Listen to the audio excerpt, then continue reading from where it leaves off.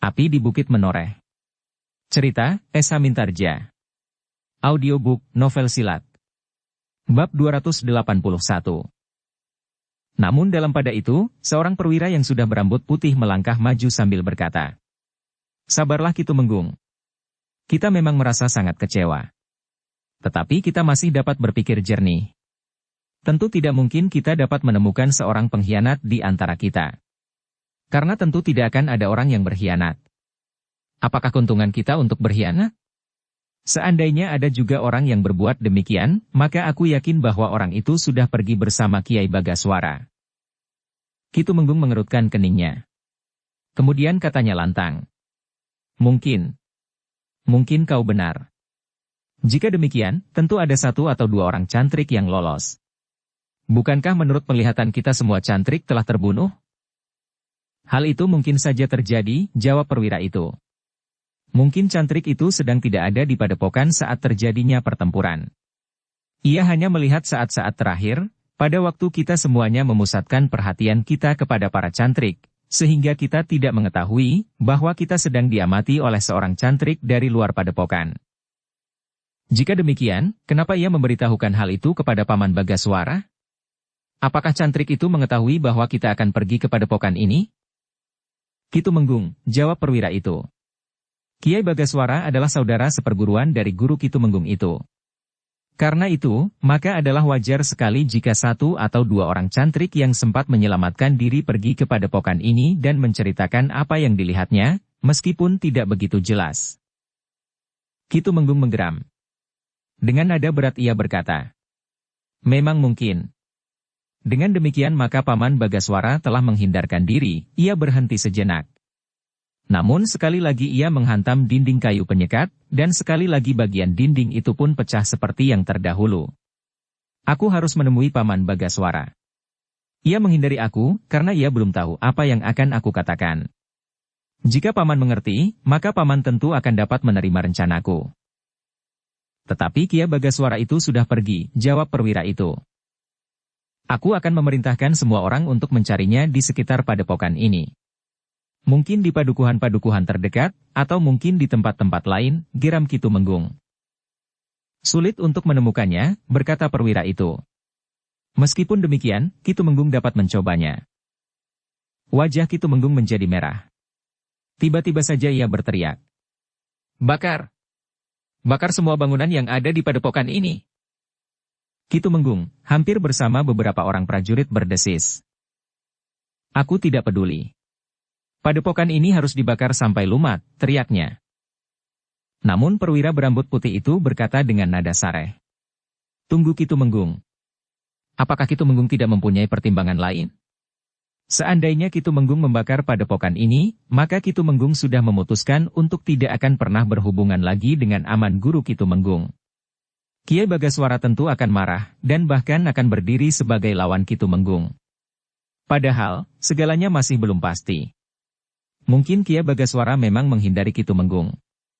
Tetapi sebelum ia mendengar penjelasan Ki Tumenggung, jika pada suatu kesempatan Ki Tumenggung masih dapat menjumpainya, maka Ki Tumenggung masih mempunyai kesempatan untuk berbicara dan mungkin membujuknya." Ki Tumenggung mengerutkan keningnya. Namun kemudian katanya, "Seorang pengkhianat tentu sudah mengatakan apa yang telah terjadi. Tetapi apakah Ki Tumenggung yakin bahwa yang dikatakannya itu cukup lengkap sebagaimana telah terjadi?" bertanya perwira itu. Ki Tumenggung menarik nafas dalam-dalam. Katanya, "Baiklah. Aku tidak akan membakar padepokan ini untuk jangka waktu tertentu. Dengan demikian, kita akan sempat mendapat tempat berteduh, Ki Tumenggung," berkata perwira itu. "Jika kelak ternyata padepokan ini serta Kiai Bagaswara tidak akan dapat memberikan arti apa-apa lagi, maka padepokan ini akan dibakar." Ki Tumenggung mengangguk-angguk. Ia sependapat bahwa untuk sementara bangunan-bangunan yang ada di padepokan itu akan dapat dipergunakan bagi para prajuritnya. Sementara itu, ia tidak menutup segala kemungkinan untuk berbicara dengan pamannya itu. Namun ada satu masalah yang harus dipecahkan. Pangan. Selama mereka berada di padepokan itu, maka mereka harus makan. Karena itu, maka setelah berbicara sejenak dengan para perwira, Ki Tumenggung pun telah turun sendiri ke halaman. Dicarinya lumbung pada padepokan itu untuk melihat apakah masih ada persediaan pangan. Ternyata Kiai Bagaswara adalah orang yang terlalu baik. Meskipun ia sadar apa yang terjadi, namun ia tidak mengosongkan sama sekali lumbung padepokannya. Meskipun ia menganjurkan para cantrik untuk menyingkirkan semua binatang peliharaan, tetapi ia tidak sampai hati untuk mengosongkan lumbungnya. Tetapi Kiai Bagaswara hanya menyisakan isi lumbungnya untuk 3-4 hari saja. Tidak lebih, sesuai dengan perkiraan dari cantrik yang telah menemuinya, berapa banyaknya para pengikut Ki Tumenggung Purbarana. Dengan sisa persediaan bahan makan di lumbung itu, kemarahan Ki Tumenggung agak mereda. Apalagi ketika ia sendiri pergi ke dapur. Dilihatnya alat-alat dapur sudah tersusun rapi di atas paga. Siapa yang memerlukannya, tinggal memakainya sesuai dengan kebutuhan. Tetapi apakah kita hanya akan makan nasi saja? Bertanya Ki Tumenggung. Tentu tidak Ki Tumenggung, jawab salah seorang perwiranya. Di padepokan ini kita dapat menemukan sayur-sayuran yang akan dapat kita masak. Sementara itu, jika kita menginginkan lauk pauk, maka kita dapat memasuki hutan itu untuk mencari binatang buruan. Ki Tumenggung mengangguk-angguk. Namun katanya, kita semuanya sudah merasa lapar setelah sehari berjalan. Karena itu, siapa yang dapat menyediakan makanan bagi kita, biarlah ia melakukannya. Dengan demikian, ketika Ki Tumenggung pun kemudian kembali ke rumah induk, beberapa orang telah mendapatkan tugas untuk menanak nasi. Dengan sukarela beberapa orang menyatakan bahwa mereka dapat melakukannya. Sementara beberapa orang yang lain, sambil melihat-lihat keadaan di sekitarnya, telah pergi ke hutan untuk mencari binatang buruan. Namun Ki Tumenggung telah berpesan, jika mereka bertemu dengan seorang laki-laki yang bertubuh tinggi, tegap dan berdada bidang, dan mempunyai kebiasaan mengurai rambut dan menyangkutkan ikat kepala yang tidak dipakainya di lehernya, maka mereka supaya segera membawa orang itu menghadap. Itu adalah ciri-ciri Paman Bagaswara, berkata Ki Tumenggung. Berapakah kira-kira umur Kiai Bagaswara? Bertanya salah seorang dari mereka yang akan pergi berburu. 60 lebih sedikit. Tetapi terakhir aku lihat beberapa tahun yang lalu, wujudnya masih seperti seorang yang berumur 50 tahun. Para prajuritnya mengangguk-angguk. Orang-orang yang mempunyai cara hidup yang akrab dengan alam, biasanya memang tidak cepat menjadi tua. Demikianlah, di hari yang semakin suram itu, beberapa orang di padepokan Kiai Bagaswara yang telah kosong, sibuk memasak. Sementara yang lain pergi berburu ke hutan. Tetapi karena malam sudah mulai membayang, maka tidak banyak yang dapat dilakukan oleh para pemburu. Meskipun demikian, mereka mendapatkan juga beberapa ekor ayam alas, dan seekor kijang tua yang agaknya tersesat. Tetapi sementara itu di padepokan, Ki Tumenggung dan para pengikutnya ternyata tidak mendapatkan minyak setitik pun untuk lampu, dan apalagi untuk masak, untuk menggoreng daging ayam hutan. Ki Tumenggung dan para pengikutnya mengumpat-umpat. Mereka terpaksa membuat api di halaman dengan kayu dan ranting kering. Namun beberapa orang justru lebih senang berada di sekitar api itu sambil menghangatkan tubuh mereka. Sementara di dapur orang-orang sibuk menyelesaikan tugas mereka. Akhirnya nasi, sayur dan lauknya pun telah siap, apapun wujudnya. Karena perut yang lapar, maka apapun terasa nikmat juga untuk ditelan, sambil duduk melingkari perapian yang mereka buat di halaman dan di kebun. Sementara itu, masih belum ada seorang pun di antara para pengikut Ki Tumenggung yang melihat seseorang sebagaimana disebut dengan ciri-cirinya. Beberapa orang memang berpendapat bahwa Kiai Bagaswara dan para cantrik tentu mengungsi ke tempat yang cukup jauh untuk dicapai oleh Ki Tumenggung dan para pengikutnya. Tetapi dalam pada itu, sebenarnya lah bahwa Kiai Bagaswara sama sekali tidak meninggalkan padepokannya terlalu jauh. Ia masih berada di sekitar padepokannya. Bahkan ia sempat menyaksikan saat-saat Ki Tumenggung Purbarana dan para pengikutnya memasuki padepokannya. Kiai Bagaswara itu menggeleng-gelengkan kepalanya melihat iring-iringan yang besar itu. Meskipun ia sudah mendapat laporan tentang pasukan itu, tetapi ketika ia melihat sendiri, ia menjadi berdebar-debar. Itulah agaknya, maka pasukan itu dapat menghancurkan seisi padepokan saudara tua seperguruannya. Bahkan adalah guru dari Ki Tumenggung sendiri. Apalagi menurut cantrik yang terluka, kemungkinan terbesar sebagaimana dilihat oleh cantrik itu, Kiai Santak akan selalu berada di tangan Ki Tumenggung itu. Kiai Santak yang sangat dikaguminya. Pusaka dari perguruannya, yang oleh gurunya diwariskan kepada saudara tertua di dalam perguruan itu. Namun yang kemudian telah jatuh ke tangan seseorang yang seharusnya tidak berhak. Dengan ilmu yang telah didapatkannya dan dengan Kiai Santak di tangan, Ki Tumenggung akan menjadi seorang yang sangat menakutkan, berkata Kiai Bagaswara. Tanpa disadarinya, ia pun meraba senjatanya. Sebilah luuk yang juga diwarisinya dari gurunya. Kiai Bagaswara menarik nafas dalam-dalam. Ia juga mendengar dari cantrik yang datang kepadanya, bahwa murid tertua saudara seperguruannya, Putut Pradapa yang memiliki ilmu yang sudah lengkap dari perguruannya, telah terbunuh juga oleh Ki Tumenggung Purbarana, justru setelah Ki Tumenggung menggenggam keris Kiai Santak. Sejenak Kiai Bagaswara termangu-mangu. Luuk yang diwarisinya itu pun mempunyai kekuatan yang hampir sama dengan Kiai Santak, meskipun wujudnya lebih sederhana, karena luuk mirip dengan sebilah pedang biasa. Tetapi cara pembuatannya yang mirip dengan membuat sebilah keris. Namun akhirnya Kiai Bagaswara menggeleng lemah. Katanya, adalah tidak pantas jika aku berkelahi melawan anak-anak. Betapapun nakalnya anak itu, aku harus mencari pemecahan lain. Tidak dengan kekerasan senjata. Tetapi sementara itu, Kiai Bagaswara tidak ingin meninggalkan padepokannya. Ia ingin selalu mengawasi apa yang akan terjadi. Meskipun ia sadar, bahwa ia tidak akan dapat mencegahnya, seandainya Purbarana akan melakukan sesuatu yang tidak diinginkannya atas padepokannya. Dalam pengamatannya, maka Kiai Bagaswara itu dapat melihat, 1-2 orang pengikut Ki Tumenggung Purbarana itu telah pergi berburu dengan menyandang busur dan anak panah. Di hari kedua, ada juga beberapa orang yang pergi ke hutan. Tiba-tiba saja timbul satu keinginan Kiai Bagaswara untuk berbicara dengan mereka. Dengan menemui mereka di hutan, maka Kiai Bagaswara akan dapat berbicara serba sedikit dengan para pengikut Ki Tumenggung itu. Tetapi sudah barang tentu tidak dalam wujudku ini, berkata Kiai Bagaswara. Karena itulah, maka Kiai Bagaswara pun telah berusaha untuk merubah semua kebiasaannya. Ia sadar akan wujud dan bentuk tubuhnya. Karena itu, ia harus berbuat sesuatu yang dapat memperkecil wujudnya itu. Demikianlah, maka ketika beberapa orang pengikut Ki Tumenggung Purbarana itu sedang berburu, maka mereka telah tertarik ketika mereka melihat seseorang yang duduk di bawah sebatang pohon di pinggir hutan itu. Seorang yang sudah berusia lanjut mengenakan ikat kepala berwarna gelap. Apakah orang itu salah seorang dari penghuni padepokan? Bertanya salah seorang di antara mereka kepada kawan-kawannya. Entahlah. Tetapi orang itu nampaknya sudah terlalu tua, jawab yang lain. Meskipun demikian ada juga seseorang di antara orang-orang yang berburu itu datang mendekatinya. Namun orang itu sama sekali tidak berpaling ke arahnya. Heh, Kisanak.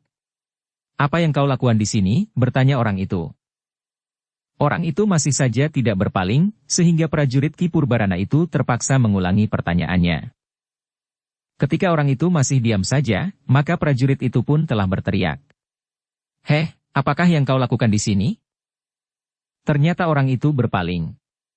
Ketika ia melihat prajurit itu berdiri di sampingnya maka ia pun bergeser surut. Tetapi ia pun kemudian tertawa sambil bangkit berdiri.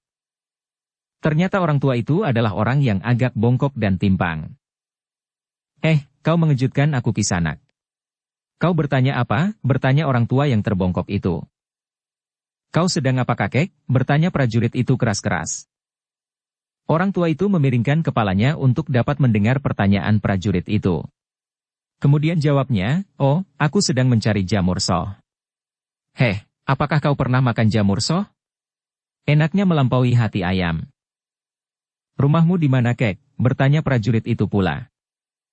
Tetapi jawab orang itu meleset. Di sana Kisanak. Di lereng itu banyak terdapat jamur soh. Aku bertanya, di mana rumahmu? Prajurit itu berteriak semakin keras. Oh, orang tua itu tertawa lagi. Katanya. Maaf Kisanak. Telingaku memang sudah cacat.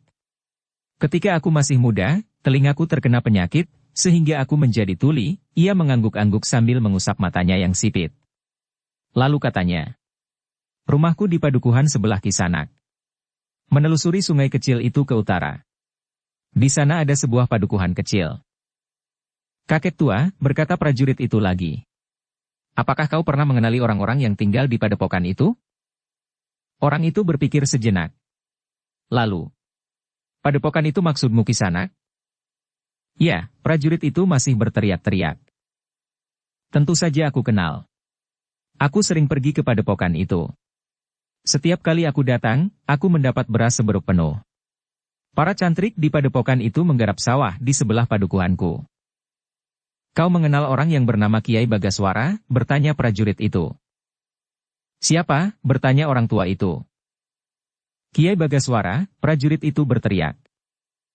Oh, tentu saja aku kenal, jawab orang tua itu. Kenapa dengan Kiai Bagaswara? Ia tidak ada di padepokannya. Apakah kau melihat, di mana ia sekarang tinggal? Maksudku, jika ia tidak berada di padepokannya, di manakah kira-kira Kiai Bagaswara itu berada? Bertanya prajurit itu keras-keras. Orang tua itu mengangguk-angguk. Namun kemudian ia pun menjawab. Orang itu memang jarang-jarang berada di padepokan. Ia lebih banyak berada di tempat-tempat sepi untuk menjalani laku dalam usahanya menyempurnakan dirinya. Aku pernah mendengar sekali, ia berjalan 7 hari 7 malam tanpa berhenti. 2 orang cantrik yang mengikutinya terpaksa berhenti di tengah jalan, karena kakinya menjadi bengkak. Prajurit itu mengangguk-angguk. Namun justru karena itu ia mulai berpikir, apakah Kiai Bagaswara itu memang sedang keluar dari padepokannya untuk satu kepentingan, sebagaimana ia sedang menjalani laku, seperti dikatakan oleh orang tua itu. Karena itu, maka ia pun kemudian bertanya lagi sambil berteriak. Kakek tua, apakah kau tahu, kemana Kiai Bagaswara sekarang pergi, atau barangkali menjalani laku seperti yang kau katakan? Kakek tua itu termangu-mangu sejenak. Ia bergeser surut ketika ia melihat beberapa orang mendekatinya. Seorang di antara para prajurit itu berkata kepada kawannya yang sedang berteriak-teriak bertanya kepada orang tua itu. Apa yang akan kau dapatkan dari seorang yang tuli seperti itu? Ia mengenal Kiai Bagaswara, jawab kawannya. Sekedar menerima pemberian seberuk beras. Tidak lebih dari itu, gumam kawannya. Namun prajurit itu menjawab. Mungkin aku mendapatkan beberapa keterangan yang penting. Jangan berteriak. Aku tidak tuli seperti orang tua itu, sahut kawannya. Oh, prajurit itu termangu-mangu. Namun kemudian sekali lagi ia bertanya kepada orang tua yang tuli itu. Apakah kau tahu di mana Kiai Bagaswara berada? Orang tua itu menggeleng. Jawabnya. Aku tidak tahu. Tetapi apakah ia tidak ada di padepokan? Tidak. Aku berada di padepokan itu, jawab prajurit itu. Oh, jadi Kisanak berada di padepokan itu? Orang tua itulah yang kemudian bertanya. Apakah Kisanak muridnya atau saudaranya? Aku datang bersama murid kakak seperguruan Kiai Bagaswara. Ki Tumenggung Purbarana, jawab prajurit itu keras-keras. Namun kawannya memotongnya. Buat apa kau katakan hal itu kepadanya? Prajurit itu berpaling kepada kawannya. Katanya. Mungkin orang itu sengaja atau tidak sengaja bertemu dengan Kiai Bagaswara, maka ia akan dapat mengatakan bahwa Ki Tumenggung ada di padepokannya. Ia justru menyingkir, jawab kawannya.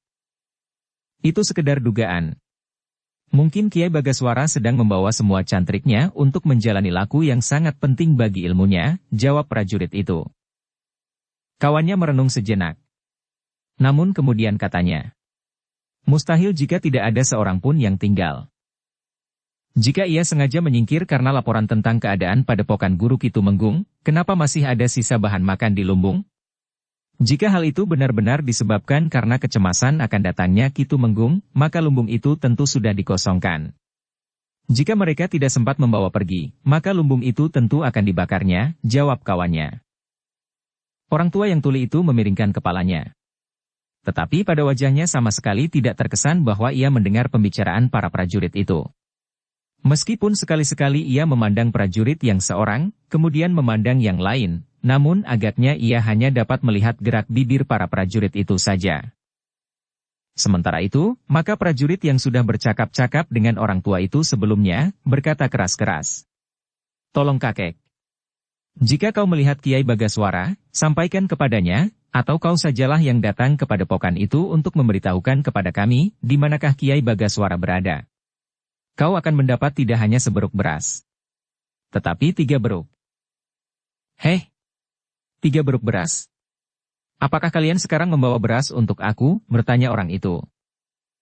Orang gila, geram prajurit itu, sementara beberapa orang kawannya justru tersenyum. Prajurit itu mengulangi sambil berteriak. Jika kau datang dan menunjukkan di mana Kiai Bagaswara berada, kau akan mendapat 3 beruk beras dan seekor kambing. Oh, orang itu mengangguk-angguk. Terima kasih. Jika aku melihat Kiai Bagaswara, aku akan memberitahukan kepada kalian di padepokan. Aku sudah lama sekali merindukan seekor kambing. Baiklah, berkata prajurit itu sambil berteriak pula. Sekarang aku akan pergi berburu. Oh, untuk apa? Bertanya orang tua itu. Kami ingin daging rusa muda, jawab prajurit itu. Sebaiknya kalian tidak membunuh binatang hutan. Biar sajalah mereka hidup dengan tenang dan damai. Apa salah mereka, sehingga seekor kijang harus dibunuh? Bertanya orang tua itu. Orang tua ini memang gila, desis prajurit itu, yang kemudian berteriak menjawab. Salah mereka adalah, bahwa daging kijang itu termasuk daging yang paling enak. Itu saja. Jika dagingmu seenak daging kijang, maka kau pun akan kami buru. Orang itu mengerutkan keningnya. Agaknya ada beberapa kata yang tertinggal dari pendengarannya. Namun akhirnya orang tua itu pun tertawa. Terima kasih, tiba-tiba saja ia menjawab. Jika kalian sudi berburu untuk aku. Tetapi aku tidak ingin daging kijang. Persetan, geram prajurit itu. Marilah kita pergi, katanya kemudian kepada kawan-kawannya. Para prajurit itu pun kemudian bersiap melanjutkan perjalanan mereka untuk berburu. Namun prajurit yang seorang itu masih berpaling dan berkata sambil berteriak. Marilah Kek. Jika kau nanti mendapatkan jamur soh, maka pertanda bahwa aku pun mendapat seekor kijang. Orang itu tertawa sambil mengangguk-angguk. Sementara itu maka iring-iringan itu pun berjalan semakin lama semakin jauh.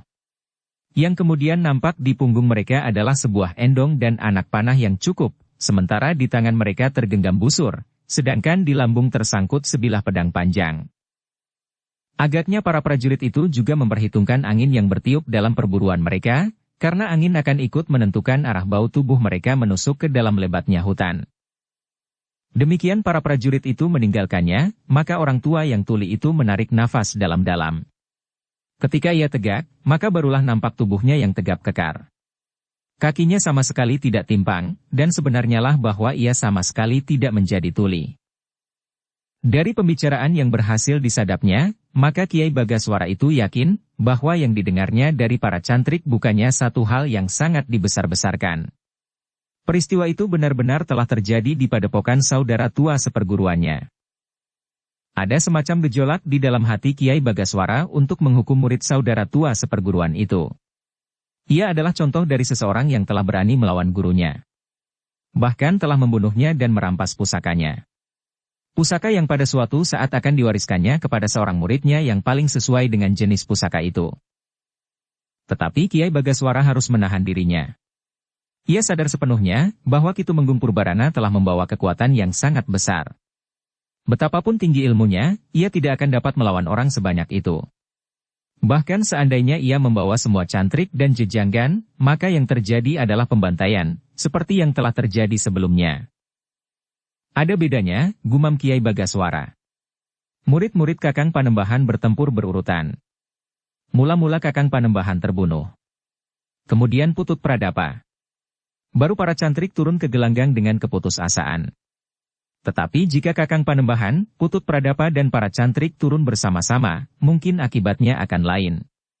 Demikian juga jika aku, seorang pututku, jejanggan dan para cantrik turun bersama-sama ke medan, akibatnya tentu akan lain. Mereka tidak akan dapat membinasakan kami seluruhnya. Tetapi mungkin akan dapat terjadi sebaliknya. Tetapi bagi Kiai Bagaswara, pembantaian yang demikian, pihak yang manapun yang akan tumpas tapis sampai orang terakhir, akan merupakan satu peristiwa yang sangat mengerikan. Sebagaimana ia membayangkan telah terjadi di padepokan saudara tua seperguruannya. Karena itu, maka Kiai Bagaswara telah mengesampingkan rencana untuk melakukan benturan beradu dada. Apakah aku dapat berusaha dengan cara yang lebih baik? Bertanya Kiai Bagaswara itu kepada diri sendiri. Namun orang tua itu hanya dapat menarik nafas dalam-dalam. Rasa-rasanya jalan yang akan ditempuhnya nampak sangat gelap. Sementara itu di padepokan, Ki Tumenggung yang kecewa itu pun telah mempersiapkan diri untuk satu perjuangan menurut sudut pandangannya, yang panjang dan lama. Beberapa orang perwiranya sependapat bahwa Ki Tumenggung akan menghubungi seorang pemimpin padepokan yang disebutnya Kiai Linduk. Meskipun orang itu licik dan kadang-kadang curang, namun Ki Tumenggung masih yakin bahwa ia memiliki kekuatan lebih besar dari kekuatan Kiai Linduk. Sehingga apabila keadaan menyudutkannya ke dalam satu benturan kekuatan, maka ia yakin bahwa ia akan dapat menghancurkan Ki Linduk dan orang-orangnya. Jika kekuatan kita telah terkumpul, maka kita akan menduduki tanah perdikan menoreh. Kita akan memutuskan hubungan antara Mataram dan Bagelen. Sementara kita akan dapat menyusun kekuatan untuk menerobos ke Mangir. Kita akan dapat memaksa Ki Gede Menoreh dan Ki Gede Wanabaya untuk berpihak kepada kita. Sementara di sebelah timur, Madiun telah mulai melancarkan pemberontakan, berkata Ki Tumenggung Purbarana. Para pengikutnya hanya mengangguk-angguk saja. Agaknya memang tidak ada kemungkinan lain yang lebih baik. Para pengikutnya sadar, jika Ki Gede Menoreh dan Ki Gede Wanabaya menolak, maka tidak ada jalan lain daripada membinasakan mereka. Ki Tumenggung yang seakan-akan mengerti gejolak perasaan para pengikutnya itu pun kemudian berkata, kita tidak usah cemas, bahwa di tanah perdikan menoreh ada kekuatan yang gegirisi. Meskipun Agung Sedayu yang telah membunuh Ki Tumenggung Prabadaru tinggal di Menoreh, namun ia tidak akan dapat melawan Kiai Santak. Seandainya ia memiliki ilmu kebal sebagaimana Putut Pradapa memiliki ilmu lembu sekilan, maka keris Kiai Santak akan dapat dengan mudah menembusnya dan melukai kulitnya. Akibatnya sebagaimana telah terjadi dengan Putut Pradapa. Sementara itu, dengan Kiai Santak aku ingin membuktikan, bahwa Kiai baru, pusaka yang menjadi kekuatan Mangir, tidak akan berarti apa-apa. Para pengikutnya masih saja mengangguk-angguk. Rencana semacam itu memang pernah juga mereka bicarakan di padepokan yang telah mereka hancurkan, meskipun saat itu Ki Tumenggung masih juga menyinggung padepokan Kiai Bagaswara. Dalam pada itu, selagi Ki Tumenggung berbincang dengan beberapa orang perwira yang menjadi pengikutnya, maka di hutan di seberang sungai, beberapa orang tengah berburu binatang hutan. Ketika dua orang di antara mereka melihat seekor kijang yang sedang minum di sebuah mata air yang jernih berkilat-kilat, maka keduanya telah mempersiapkan anak panah pada busur mereka masing-masing. Seorang di antara keduanya telah memberikan isyarat untuk bersiap. Kemudian ia mulai menghitung perlahan-lahan. 1, 2, 3. Anak panah dari kedua buah busur itu meluncur seperti angin. Keduanya tepat mengarah ke punggung kijang yang sedang minum dengan segarnya, tanpa menyadari bahaya yang sedang menerkamnya. Tetapi begitu kedua anak panah itu meluncur mendekati sasaran, maka tiba-tiba saja, seolah-olah angin telah bertiup dengan kerasnya menerjang kedua anak panah itu sehingga keduanya telah berubah arah. Dengan demikian maka kedua anak panah itu sama sekali tidak mengenai binatang buruan itu, bahkan kijang itulah yang kemudian terkejut dan berlari masuk ke dalam gerumbul hutan yang cukup lebat untuk melindungi dirinya. Gila, kedua orang itu berteriak hampir bersamaan. Kemudian salah seorang berkata lantang. Apa yang telah terjadi? Kedua anak panah itu bagaikan ditiup angin. Tetapi rasa-rasanya tidak ada angin yang menggerakkan dedaunan, kecuali selingkar gerumbul di dekat mata air itu saja. Dengan jantung yang berdegupan dan hati yang kesal kedua orang itu pun menghambur lari mendekati mata air tempat kijang yang menjadi buruan mereka itu minum. Ketika mereka sampai di tempat itu, dedaunan sudah tidak bergetar lagi. Tidak ada angin yang keras dan tidak ada sesuatu yang dapat mendorong kedua anak panah itu berbelok.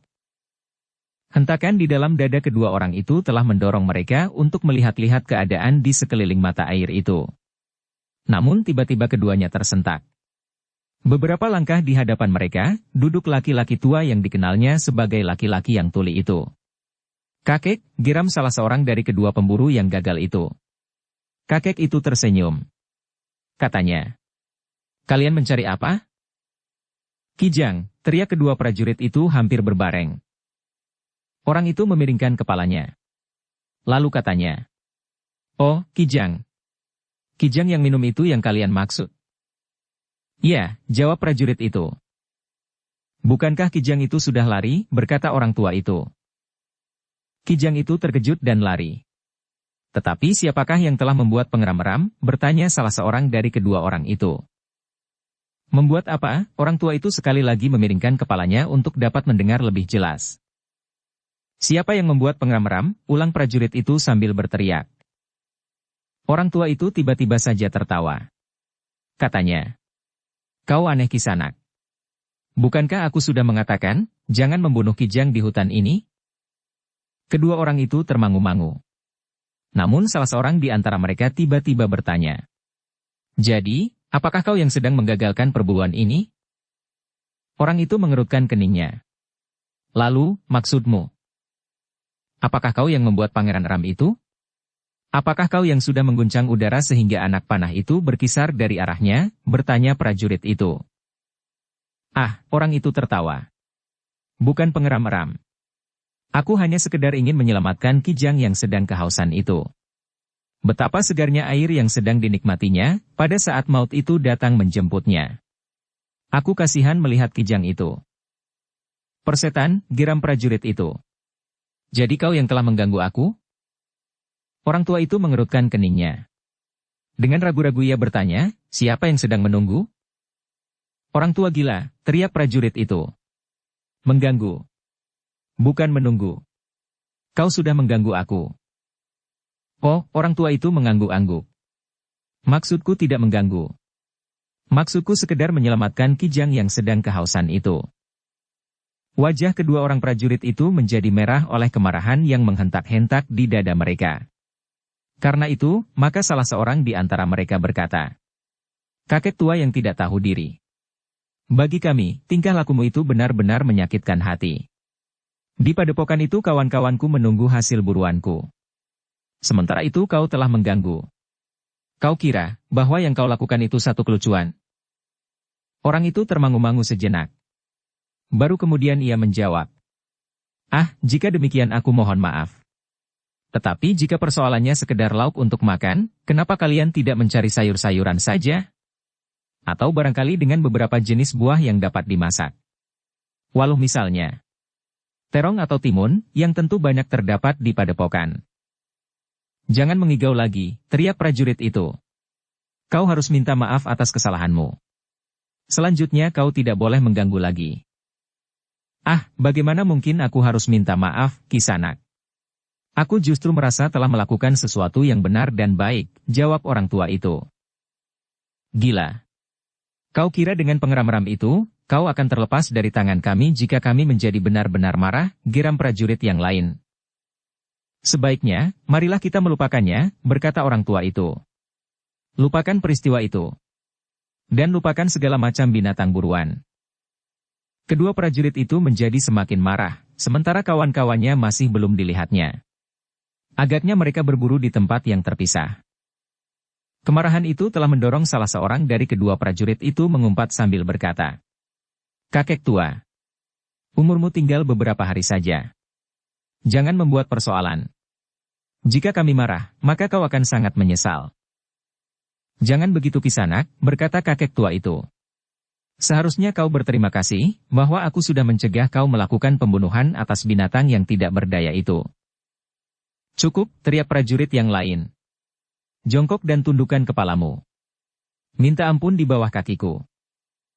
Namun tanggapan orang tua itu benar-benar mengejutkan. Orang tua itu justru tertawa sambil berkata, jangan main-main seperti itu. Kemarahan kedua prajurit itu sudah tidak tertahan lagi. Seorang di antara mereka melangkah maju sambil mengancam. Cepat! Lakukan!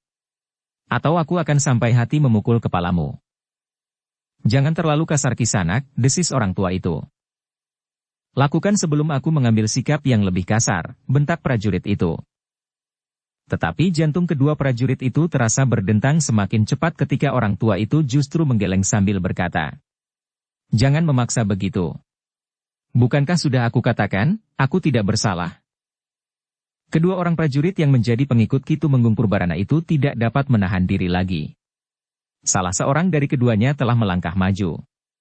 Dengan serta-merta, maka tangan orang itu telah terayun ke kening orang tua itu. Terasa tangan prajurit itu membentur kening orang tua itu. Meskipun tidak dengan sekuat tenaganya, tetapi pukulan itu adalah pukulan kemarahan, sehingga pukulan itu adalah pukulan yang keras. Namun ketika tangan prajurit itu ditarik, maka prajurit itu menjadi sangat terkejut. Ia tidak melihat kesan apapun pada orang tua itu. Orang tua itu sama sekali tidak nampak kesakitan atau sedang menyeringai karena pukulannya. Orang itu masih berdiri sambil memandanginya. Bahkan kemudian orang tua itu justru tersenyum. Perbuatannya memang sangat menyakitkan hati. Karena itu prajurit yang seorang lagi telah meloncat mendekati pula. Ia sudah mendapat kesan tentang sikap orang tua itu setelah pukulan kawannya yang seakan-akan tidak terasa di keningnya. Karena itu, orang itu tidak menghantam kening. Tetapi prajurit itu dengan sekuat tenaganya telah menghantam ke arah dada orang tua itu. Pukulannya tepat mengenai sasarannya, karena orang tua itu memang tidak menghindar dan tidak menangkis. Pukulan yang keras itu tepat menghantam arah ulu hati. Namun sekali lagi kedua orang prajurit itu terkejut. Orang tua itu sama sekali tidak tergeser. Bahkan ia masih saja tersenyum. Kedua prajurit itu benar-benar merasa dipermainkan. Karena itu maka keduanya tanpa berjanji telah menyerang bersama-sama dengan sekuat tenaga mereka. Tetapi serangan mereka itu tidak berarti apa-apa. Orang tua itu masih tetap berdiri di tempatnya. Ia sama sekali tidak bergeser setebal rambut sekalipun. Bahkan orang tua itu kemudian justru tertawa sambil berkata, "Sudah aku katakan Kisanak. Jangan main-main seperti itu. Kau akan menjadi letih tanpa ada gunanya sama sekali." Kedua orang itu akhirnya menyadari bahwa kekuatan tangannya tidak akan dapat menyakiti orang tua itu. Karena itu, maka tiba-tiba seorang di antaranya telah menarik pedangnya. Bahkan demikian kawannya berbuat demikian, yang lain pun telah berbuat serupa pula. "Orang tua gila," geram salah seorang prajurit itu. "Ternyata kau bukan orang kebanyakan seperti aku duga. Tetapi justru karena kesombonganmu itu, kau akan menemui kesulitan. Kau harus dihancurkan sama sekali. Tajam pedangku tidak akan dapat kau abaikan, meskipun seandainya kau berilmu kebal sekalipun," teriak prajurit itu. Orang tua itu mengerutkan keningnya. Ia masih saja memiringkan kepalanya, seakan-akan ingin mendengar kata-kata prajurit itu lebih jelas lagi. Namun sebenarnya lah bahwa orang tua itu telah melihat kedua orang prajurit itu membawa pedang. Sambil mengacungkan pedangnya keduanya melangkah mendekat. Kemarahan yang menghentak membuat kedua orang prajurit itu tidak berpikir lebih panjang lagi. Demikian keduanya mendekat, maka tiba-tiba saja salah seorang di antara mereka telah mengayunkan pedangnya mendatar. Memang tidak langsung mematuk ke arah jantung, atau mengoyak kulit dan daging. Prajurit itu berusaha untuk menggores kulit orang tua itu, untuk menjajaki kemungkinan ilmu yang ada pada orang itu. Namun prajurit itu terkejut bukan buatan. Terasa ujung pedangnya memang telah menyentuh tubuh orang tua itu. Tetapi demikian pedangnya terayun, maka sama sekali ia tidak melihat goresan pada tubuh orang tua itu. Jika ia merasa pedangnya penyentuh lengan, namun sama sekali ia tidak melihat luka di lengan orang tua itu. Wajah prajurit itu menjadi merah membara. Ia kemudian sadar sepenuhnya bahwa orang tua itu tentu memiliki ilmu kebal atau justru kekuatan lain yang lebih berbahaya dari ilmu kebal. Tetapi sebagai prajurit, maka keduanya tidak mudah untuk mengambil keputusan menarik diri dari benturan kekuatan. Karena itu keduanya justru bersiap untuk melakukan serangan bersama dengan segenap kekuatan yang ada pada mereka. "Sudahlah," berkata orang tua itu. "Kita hentikan permainan yang tidak menarik ini." Kedua orang prajurit itu termangu-mangu. Tetapi keduanya masih mengacungkan pedang mereka dan siap untuk menikam ke arah dada. "Tidak ada gunanya kita berselisih. Sebenarnya aku pun tidak ingin terjadi perselisihan seperti ini. Aku sebenarnya ingin melakukan sesuatu yang bermanfaat. Bukan saja mencegah kalian berburu di hutan ini dengan membunuh binatang buruan. Tetapi aku sebenarnya memang ingin memperkenalkan diriku," berkata orang tua itu. Ternyata orang tua itu tidak lagi berdiri terbongkok-bongkok dengan kaki timpang. Perlahan-lahan ia melepas ikat kepalanya yang berwarna gelap, sambil berkata, "Aku tidak terbiasa mengenakan ikat kepala. Aku biasanya hanya menyangkutkannya di leher atau di pundakku." Kedua prajurit itu terbelalak melihat orang yang berdiri di hadapannya. Orang itu memang sudah berambut putih. Tetapi ketika ia berdiri tegak, maka nampaknya umurnya menjadi susut jauh ke belakang.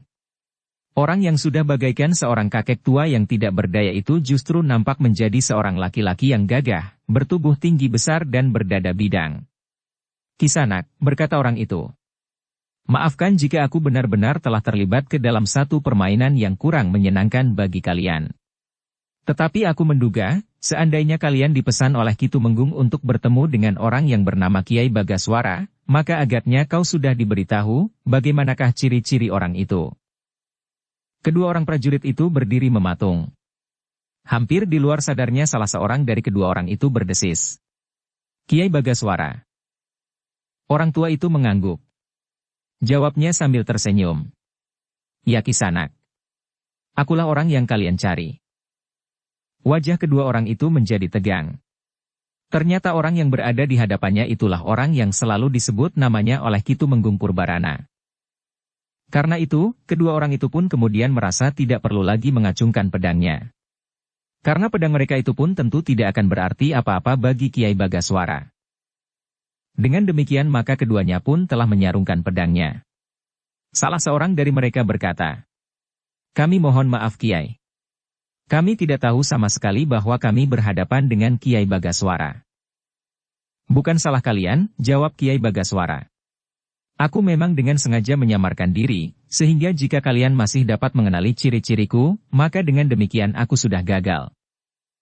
Sebenarnya lah kami memang mendapat pesan untuk mencari Kiai Bagaswara." "Katakan, apa yang dikatakan oleh Purbarana tentang aku," berkata Kiai Bagaswara.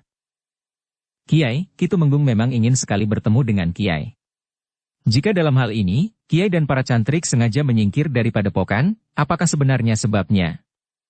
Mungkin Kiai telah mendengar laporan yang salah tentang Ki Tumenggung Purbarana, sehingga karena itu Ki Tumenggung ingin menjelaskannya," berkata prajurit itu. "Aku memang sudah mendengar Kisanak. Saudara seperguruanku, justru adalah guru Purbarana sendiri, telah terbunuh," berkata Kiai Bagaswara. "Itulah yang akan dijelaskan, Kiai. Seandainya Kiai bersedia untuk datang barang sebentar," berkata prajurit itu. "Aku sudah tahu semuanya. Aku pun tahu tujuan sikap yang disebutnya satu perjuangan itu. Tetapi agaknya aku berpendapat lain," berkata Kiai Bagaswara. "Apapun yang akan Kiai katakan, maka sebaiknya Kiai dapat langsung berbicara dengan Ki Tumenggung," minta prajurit itu. "Tidak ada gunanya," berkata Kiai Bagaswara. "Aku tahu pasti, bahwa yang dilakukan sama sekali bukan satu perjuangan. Tetapi satu kegilaan. Apa yang akan dapat dicapainya dengan pemberontakannya itu? Nah, aku kira kau juga seorang prajurit. Kau tentu mempunyai penalaran yang masak untuk menilai medan. Mungkin kau bukan seorang yang berpangkat untuk menentukan satu kebijaksanaan di medan perang. Mungkin kau hanya seorang prajurit yang harus menerima perintah dan melaksanakannya. Tetapi bagaimanapun juga, kau tetap memiliki kemampuan berpikir dan membuat perhitungan. Katakan dengan jujur, apakah hati nuranimu membenarkan perjuangan Ki Tumenggung? Seandainya kau sependapat dengan Ki Tumenggung, namun apakah kau yakin bahwa perjuangan itu akan berhasil? Kau tentu mempunyai perhitungan karena kau telah ditempa oleh satu pengalaman. Berapa kekuatan yang ada padamu sekarang? Kau dapat memperbandingkan dengan kekuatan Mataram.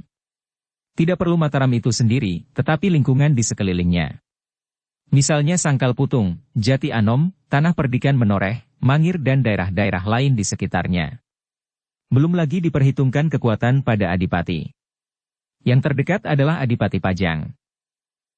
Kedua orang prajurit itu termangu-mangu. Sementara itu, Kiai Bagaswara melanjutkan. Kau mempunyai kesempatan untuk merenung.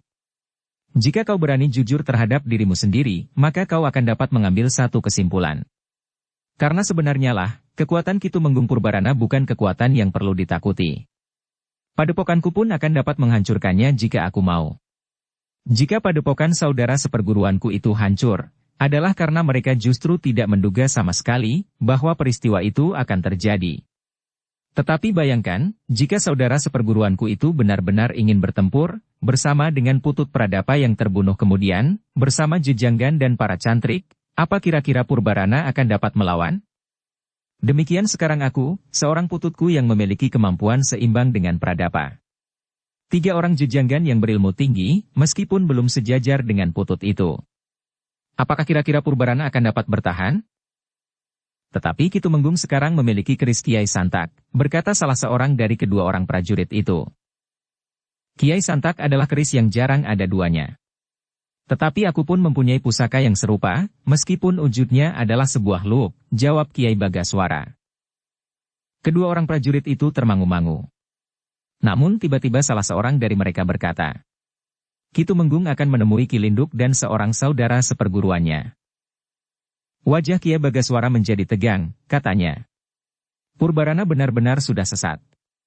Dan kau akan mengikutinya saja di belakang tanpa mengetahui artinya. Heh, Kisanak. Sebenarnya aku ingin memberikan satu peringatan kepadamu, bahwa sebaiknya kau tidak usah ikut campur. Aku dapat saja membinasakan Purbarana dengan seluruh pasukannya. Jika aku merasa kurang kuat, aku dapat mengundang 3-4 orang sahabatku, meskipun mungkin ilmunya belum setinggi pututku. Atau aku akan dapat melaporkan kepada kekuatan Adipati Wirabumi yang ada di daerah ini. Bukankah Purbarana adalah buruan Adipati Wirabumi? Kiai Bagaswara berhenti sejenak. Lalu, tetapi aku tidak ingin terjadi lagi pembantaian atas siapapun. Juga atas para pengikut Ki Tumenggung yang pada umumnya tidak bersalah. Apa maksud Kiai sebenarnya? Bertanya prajurit itu. Jika satu demi satu para pengikut Ki Tumenggung menyadari kekeliruannya dan meninggalkannya, maka tidak akan terjadi perang dimanapun, jawab Kiai Bagaswara. Karena itu, tinggalkan Ki Tumenggung. Jangan kembali ke Padepokan. Sebenarnya aku dapat saja membunuh kalian untuk memperlemah kedudukan Ki Tumenggung, tetapi sekali lagi aku katakan, aku tidak ingin. Kedua orang itu termangu-mangu. Nampaknya mereka sedang memikirkan kata-kata Kiai Bagaswara itu. Agaknya memang masuk akal, bahwa perjuangan Ki Tumenggung itu tidak akan mempunyai arti apa-apa lagi selain kematian. Kekuatan mereka terlalu kecil untuk menghadapi Mataram. Seandainya mereka mendapat sekelompok kawan dari sebuah padepokan, jumlah itu pun tentu terlalu kecil dibanding dengan kebesaran Mataram yang tumbuh terus. Kiai Bagaswara melihat sesuatu sedang bergejolak di hati kedua orang prajurit itu. Karena itu, maka Kiai Bagaswara itu pun berkata selanjutnya. Pikirkan Kisanak. Apakah ada sesuatu yang menarik bagimu di peperangan? Apakah pembunuhan merupakan alas dari satu kepuasan bagi kalian? Jika tidak, maka menyingkirlah dari arena pembantaian. Jangan lumuri tanganmu dengan darah. Jika tanganmu sudah terlanjur menjadi merah, justru carilah air yang bening, yang akan dapat mencuci noda-noda itu dari dirimu, karena sebenarnya lah kau masih mempunyai kesempatan. Jika pada saatnya kau terbaring diam, entah karena tikaman senjata atau karena sebab-sebab lain, maka kau sudah tidak akan mempunyai kesempatan lagi untuk menemukan pengampunan. Dan saat yang demikian akan datang tanpa kau ketahui kapan. Mungkin kau akan berumur panjang, tetapi mungkin kau tidak sempat melihat matahari terbit esok pagi, meskipun seandainya kau bersembunyi di dalam peti baja sekalipun. Kedua orang prajurit itu menarik nafas dalam-dalam. Sementara itu masih saja terdengar suara yang mengetuk-ketuk pintu hatinya. Kisanak. Kalian masih mempunyai jalan untuk meninggalkan satu kehidupan yang akan menjadi semakin sengsara. Jiwamu akan menjadi semakin kering, dan kalian akan kehausan seperti kijang yang haus akan air yang bening. Maka kau pada saatnya akan merasa haus akan sumber hidupmu, yang maha hidup. Kedua prajurit itu menjadi semakin tunduk. Namun mereka masih mendengar Kiai Bagaswara itu berkata, Kenalilah sumber hidupmu, karena kau mau tidak mau pada satu saat kau akan datang menghadapnya. Jika kau mengenalnya, maka kelak yang maha hidup itu pun akan memanggilmu karena yang maha hidup itu pun mengenalmu. Tetapi jika kau tidak mengenalnya, maka kau akan dibiarkan saja menjadi kering bagaikan debu, karena yang maha hidup itu tidak mengenalmu. Tubuh kedua orang prajurit itu menjadi gemetar. Perlahan-lahan mereka terbawa ke dalam satu kesadaran tentang dirinya dalam hubungannya dengan penciptanya. Karena itu, betapa keduanya merasa bahwa hidup mereka selama ini telah tersia-sia. Karena itu, maka dengan kepala tunduk, salah seorang dari kedua prajurit itu berkata, Aku mengerti Kiai. Nah, jika demikian, apakah kalian masih juga merasa perlu untuk kembali kepada Ki Tumenggung Purbarana? Apakah kau masih ingin mencari kepuasan dengan mengotori tanganmu dengan darah sesama, yang ada sebagaimana kau ada? Bertanya Kiai Bagaswara.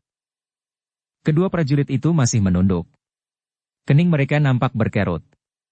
Sesuatu memang sedang bergejolak dengan dahsyatnya di dalam dadanya. Namun akhirnya salah seorang dari mereka berkata, Kiai, ternyata Kiai sudah menunjukkan jalan yang lebih baik yang dapat kami tempuh. Kiai memberikan satu kesadaran baru di dalam hidup ini. Karena itu Kiai, aku berjanji bahwa aku tidak akan kembali kepada Kitumenggung Purbarana. Aku akan ikut bersama Kiai, jika Kiai tidak berkeberatan. Kiai Bagaswara menarik nafas dalam-dalam, sementara itu prajurit yang lain pun berkata, "Aku sependapat dengan kawanku, Kiai. Aku memang merasa bahwa hidupku rasa-rasanya selama ini tidak wajar sebagaimana orang kebanyakan. Ada sesuatu yang lain, yang mengungkungku tanpa dapat aku lepaskan.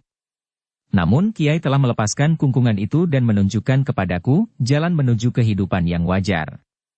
Karena itu Kiai, seperti kawanku, jika Kiai berkenan, aku akan ikut bersama Kiai dalam satu kehidupan baru." Kiai Bagaswara tersenyum. Katanya, "Syukurlah jika kata-kataku dapat membuka selubung yang selama ini menutupi mata hatimu.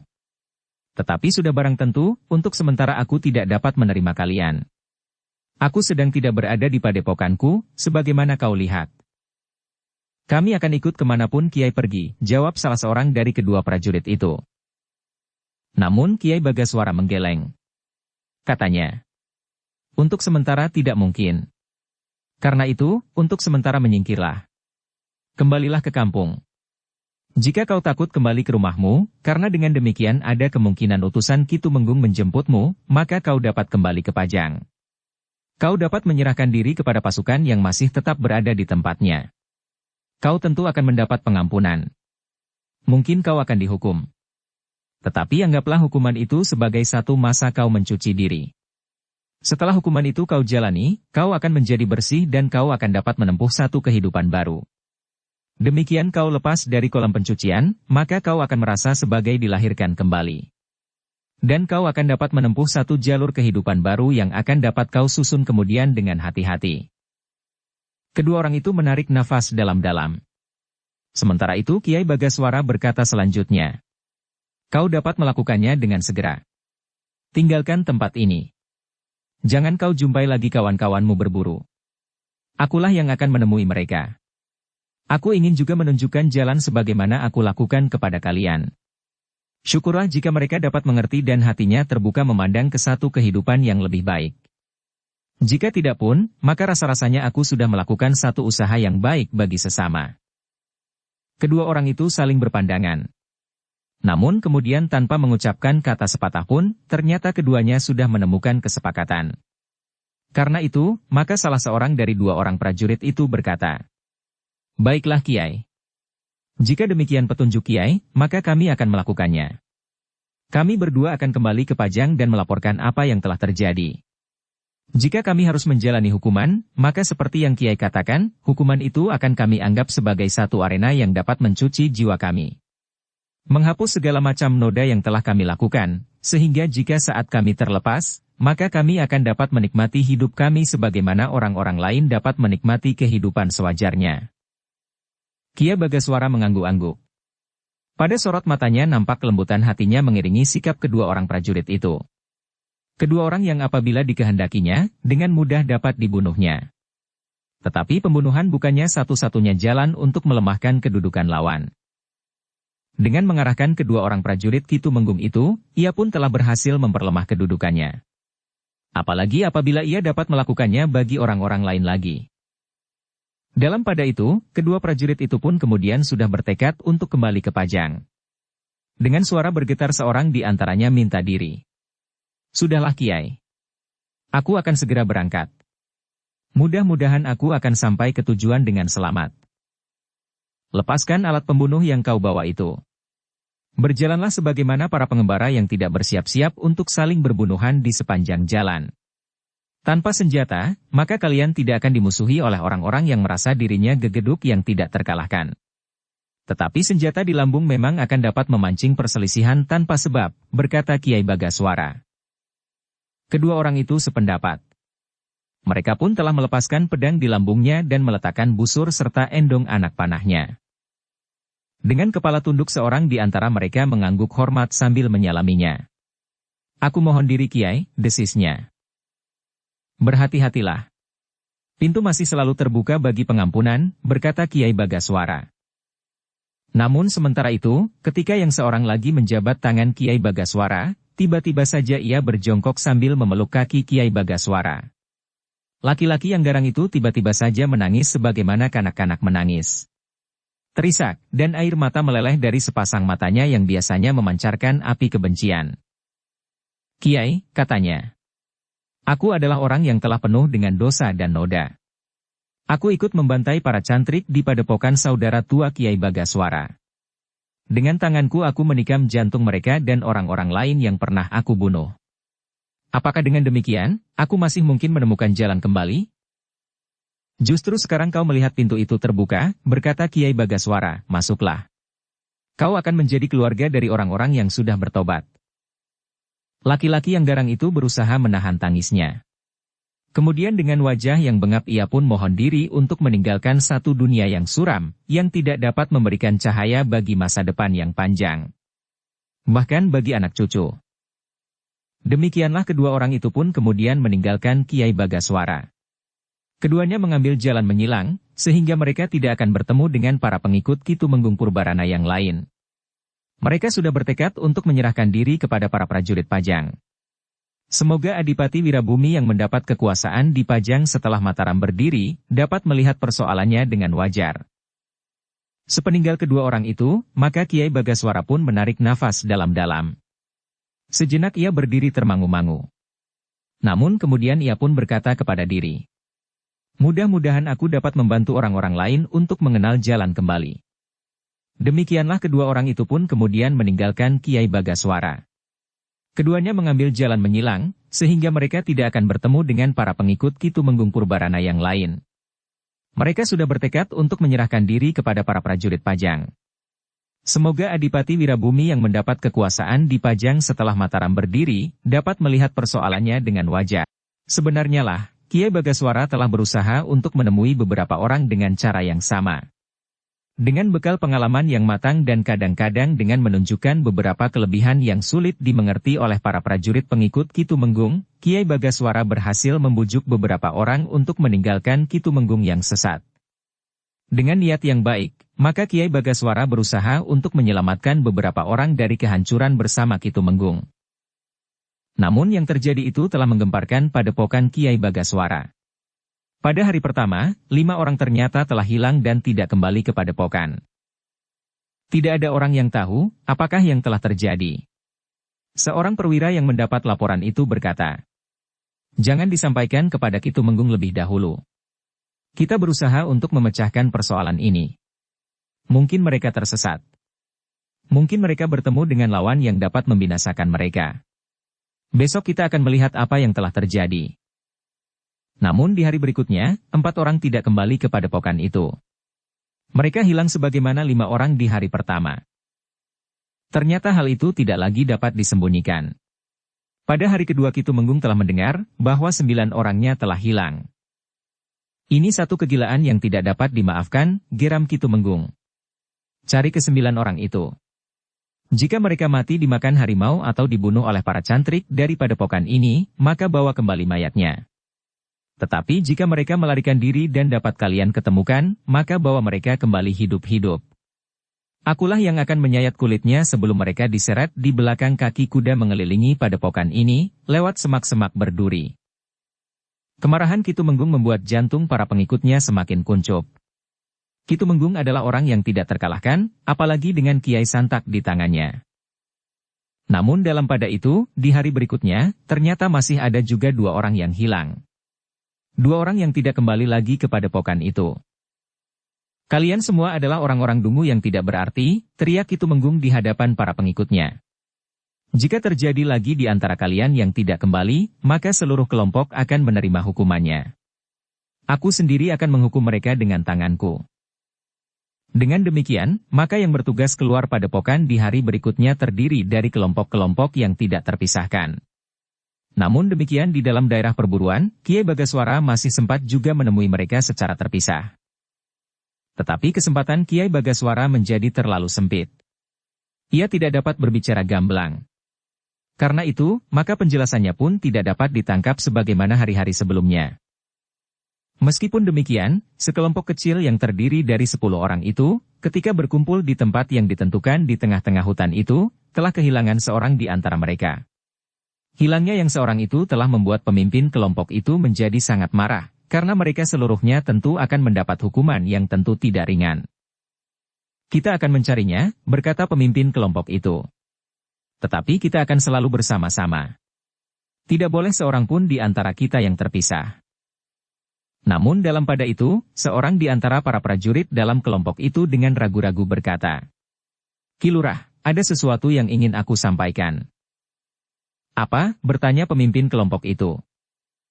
"Ketika kita masing-masing mengejar binatang buruan, ternyata telah membuat kita agak terpisah yang satu dengan yang lain. Aku berdua dengan kawan yang hilang itu telah bertemu dengan seseorang yang semula aku kira seorang tua pencari kayu bakar. Tetapi ternyata orang itu adalah Kiai Bagaswara." "Kiai Bagaswara sendiri?" bertanya pemimpin kelompok itu dengan wajah yang tegang. "Ya. Kiai Bagaswara itu sendiri," jawab prajurit itu. "Jadi kawanmu itu telah dibunuh oleh Kiai Bagaswara?" bertanya pemimpin kelompoknya. "Tidak. Ternyata Kiai Bagaswara tidak membunuh seorang pun di antara kawan-kawan kita yang hilang. Tetapi Kiai Bagaswara sempat memberikan beberapa petunjuk. Seakan-akan kami waktu itu telah terseret ke dalam ketidaksadaran. Seolah-olah apa yang dikatakan oleh Kiai Bagaswara itu telah mencengkam jiwa kami. Tetapi ternyata bahwa aku masih sempat berpikir. Kesempatan yang ada pada Kiai Bagaswara agaknya terlalu pendek. Ketika tiba-tiba di kejauhan terdengar suara beberapa orang kawan kami memburu seekor kijang, maka aku telah menemukan kesadaranku kembali.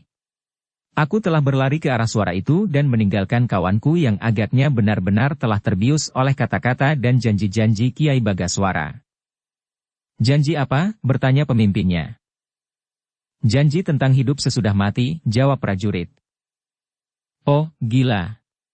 Para prajurit itu agaknya memang sudah gila," geram pemimpin kelompoknya. "Namun keterangan itu agaknya cukup penting diberikan kepada Ki Tumenggung Purbarana, sehingga akan dapat mengurangi kemarahan Ki Tumenggung itu karena seorang di antara anggota kelompoknya telah hilang. Marilah, kita akan menghadap Ki Tumenggung. Kita akan mempertanggungjawabkan hal ini kepadanya. Kita semua. Tetapi keterangan tentang Kiai Bagaswara itu memang cukup penting, sehingga perlu segera kita sampaikan. Mudah-mudahan keterangan itu akan dapat membebaskan kita dari hukuman yang mungkin akan diberikan oleh Ki Tumenggung kepada kita." Dengan demikian, maka sekelompok prajurit itu pun dengan tergesa-gesa telah meninggalkan hutan buruan sambil membawa hasil buruan mereka. Namun yang lebih penting bagi mereka adalah, bahwa mereka telah bertemu dengan orang yang selama ini mereka cari. Kiai Bagaswara. Ketika kemudian Ki Tumenggung mendengar laporan itu, tubuhnya serasa menggigil oleh kemarahan yang menghentak-hentak dadanya. Dengan demikian ia sadar, bahwa Kiai Bagaswara tentu tidak akan menyetujui sikapnya, seandainya ia dapat menemuinya dan berbicara tentang rencananya itu. Namun yang dilaporkan oleh pemimpin kelompok itu memang dapat meredakan kemarahan Ki Tumenggung terhadap seluruh kelompok yang telah kehilangan seorang kawannya itu. Kemarahan Ki Tumenggung sepenuhnya telah ditumpahkan kepada Kiai Bagaswara. Karena itu, maka dengan lantang ia pun berkata, "Kita siapkan semua prajurit. Kita akan menerobos hutan itu dengan tebaran pasukan berjarak sejauh-jauhnya 3 langkah. Kita akan menerjang seluruh isi hutan. Bahkan seandainya kita bertemu dengan sekelompok gajah sekalipun, kita tidak boleh memutuskan jaring itu. Kita harus menemukan Kiai Bagaswara yang ternyata telah bersembunyi di dalam hutan itu dan dengan caranya memperlemah kedudukanku." Tidak ada waktu untuk beristirahat bagi kelompok yang baru saja datang dari berburu itu, mereka segera ikut mempersiapkan diri untuk pergi ke hutan. Mereka akan menebar dengan jarak sejauh 3 langkah. Mereka akan menelusuri tempat-tempat yang mungkin dipergunakan oleh Kiai Bagaswara untuk bersembunyi. Dengan wajah yang masih tetap membara, Ki Tumenggung segera memerintahkan pasukannya untuk berangkat, setelah ia memberikan beberapa petunjuk kepada para pemimpin kelompok. Dengan suara bergetar Ki Tumenggung berkata, "Kita tidak boleh gagal." Sejenak kemudian, semua prajurit yang ada di padepokan itu pun telah berangkat menuju ke hutan. Demikian mereka menyeberang sungai maka mereka pun mulai menebar. Dengan petunjuk prajurit yang telah bertemu dengan Kiai Bagaswara, maka mereka pun telah mulai bergerak dalam tebaran yang rapat, sebagaimana selembar jaring yang ditebarkan. Perlahan-lahan tebaran itu mulai bergerak maju. Dengan isyarat, beberapa orang prajurit telah memberikan aba-aba khusus, sehingga para prajurit itu bergerak pada garis yang tetap teratur. Gerak maju para prajurit itu ternyata bukannya satu tugas yang ringan. Ternyata di tengah hutan itu terdapat rawa-rawa, sehingga beberapa orang prajurit terpaksa menyeberangi rawa-rawa itu. Namun di tempat lain terdapat belukar berduri, sehingga beberapa orang prajurit harus berjalan menembus belukar itu.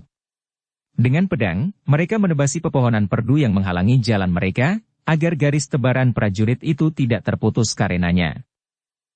Ki Tumenggung sendiri melakukan sebagaimana dikatakan. Ia pun tidak menyimpang ketika di depannya terdapat sebuah rawa yang agak dalam. Ia turun ke dalam air yang kotor dan berjalan dengan susah payah bersama beberapa orang di sebelah-menyebelahnya. Ki Tumenggung tidak ingin sejengkal tanah pun yang terlewatkan dari pengamatan mereka. Ia memperhatikan bukan saja setiap semak, tetapi setiap batang pohon diamatinya, cabang-cabangnya, ranting-rantingnya. Mungkin Kiai Bagaswara bertengger di atasnya. Demikian juga diperintahkannya kepada semua pengikutnya. Namun meskipun mereka telah menempuh perjalanan yang jauh, tetapi mereka tidak menemukan seorang pun. Yang mereka jumpai di tengah-tengah hutan itu adalah beberapa jenis binatang buruan yang berlari ketakutan. Bahkan beberapa ekor harimau pun telah berlari pula menghindar. Sekali terdengar binatang buas itu mengaum. Namun kemudian lenyap di balik lebatnya hutan. Ketika matahari menjadi semakin rendah, maka Ki Tumenggung itu pun mengumpat. Jika malam turun, maka ia sadar bahwa ia akan kehilangan buruannya jika ia belum menemukannya sebelumnya. Sebenarnya lah, hutan itu pun menjadi semakin gelap. Meskipun matahari masih nampak di langit, tetapi sinarnya mulai menjadi lemah dan tidak lagi mampu menembus lebatnya dedaunan hutan sampai menyentuh tanah. Gila, geram Ki Tumenggung. Iblis itu akan sempat lolos di gelapnya malam. Para pengikutnya tidak menyahut. Seorang perwira yang berambut putih menarik nafas dalam-dalam. Sejak semula ia sudah meragukan, apakah cara itu akan dapat bermanfaat. Jika ia mencari segerombolan perampok, mungkin cara itu akan berarti. Mungkin pasukan itu akan menemukan sarang perampok itu. Tetapi yang mereka cari hanyalah satu orang. Satu orang yang memiliki kelebihan dari orang kebanyakan, sehingga sulit bagi perwira itu untuk membayangkan bahwa usaha itu akan berhasil. Tetapi perwira berambut putih yang sudah mengenal tabiat Ki Tumenggung Purbarana itu tidak mencegahnya. Usaha itu akan sia-sia. Bahkan seandainya Ki Tumenggung itu mengakui kebenaran pendapatnya di dalam hati, namun ia tidak akan mau mundur dari keputusannya yang gila itu. Namun ketika malam benar-benar turun, maka Ki Tumenggung pun terpaksa menghentikan usahanya. Dengan isyarat bunyi sangkakala, ia memanggil seluruh pasukannya. Usaha kita sia-sia, Ki Tumenggung mengeram. Iblis tua itu diselamatkan oleh malam yang tiba-tiba saja datang, seakan-akan lebih cepat dari biasanya. Tidak seorang pun yang menyahut. Jika besok atau selambat-lambatnya hari berikutnya, kita tidak dapat menangkap iblis tua itu, maka kita akan menghancurkan padepokannya. Kita akan membakar semua bangunan yang ada dan kemudian meninggalkannya. Aku menjadi muak tinggal di padepokan iblis tua yang licik itu, berkata Ki Tumenggung itu lantang. Namun dalam pada saat Ki Tumenggung menyiapkan pasukannya kembali ke padepokan, maka di padepokan, Kiai Bagaswara duduk dengan wajah yang sayu di halaman belakang. Padepokan yang sudah dihuninya untuk waktu yang lama. Kiai Bagaswara itu sadar bahwa usahanya tidak akan dapat berkembang lebih jauh. Ketika ia melihat seorang di antara dua orang prajurit yang sedang diberinya sesuluh untuk menemukan jalan kembali telah berlari mencari kawan-kawannya, maka ia pun sadar bahwa semua usahanya itu akan berakhir. Orang yang melarikan diri dari jaring yang dipasangnya, memberikan isyarat kepadanya bahwa akan terjadi hal-hal yang tidak diharapkan. Karena itulah, maka Kiai Bagaswara justru mendekati padepokannya. Ia melihat ketika Ki Tumenggung dan pasukannya meninggalkan padepokan itu. Dengan ketajaman penggeratannya ia dapat menebak bahwa Ki Tumenggung justru sedang mencarinya. Dalam kekosongan itulah maka Kiai Bagaswara telah memasuki padepokannya. Tidak seorang pun yang tinggal, desisnya ketika ia memasuki padepokannya dengan hati-hati. Sebenarnya lah padepokannya memang sudah kosong. Karena itu, maka Kiai Bagaswara dengan leluasa dapat memasuki setiap rumah yang ada di padepokannya. Sambil menarik nafas dalam-dalam Kiai Bagaswara melihat beberapa jenis barang yang dibawa oleh para prajurit.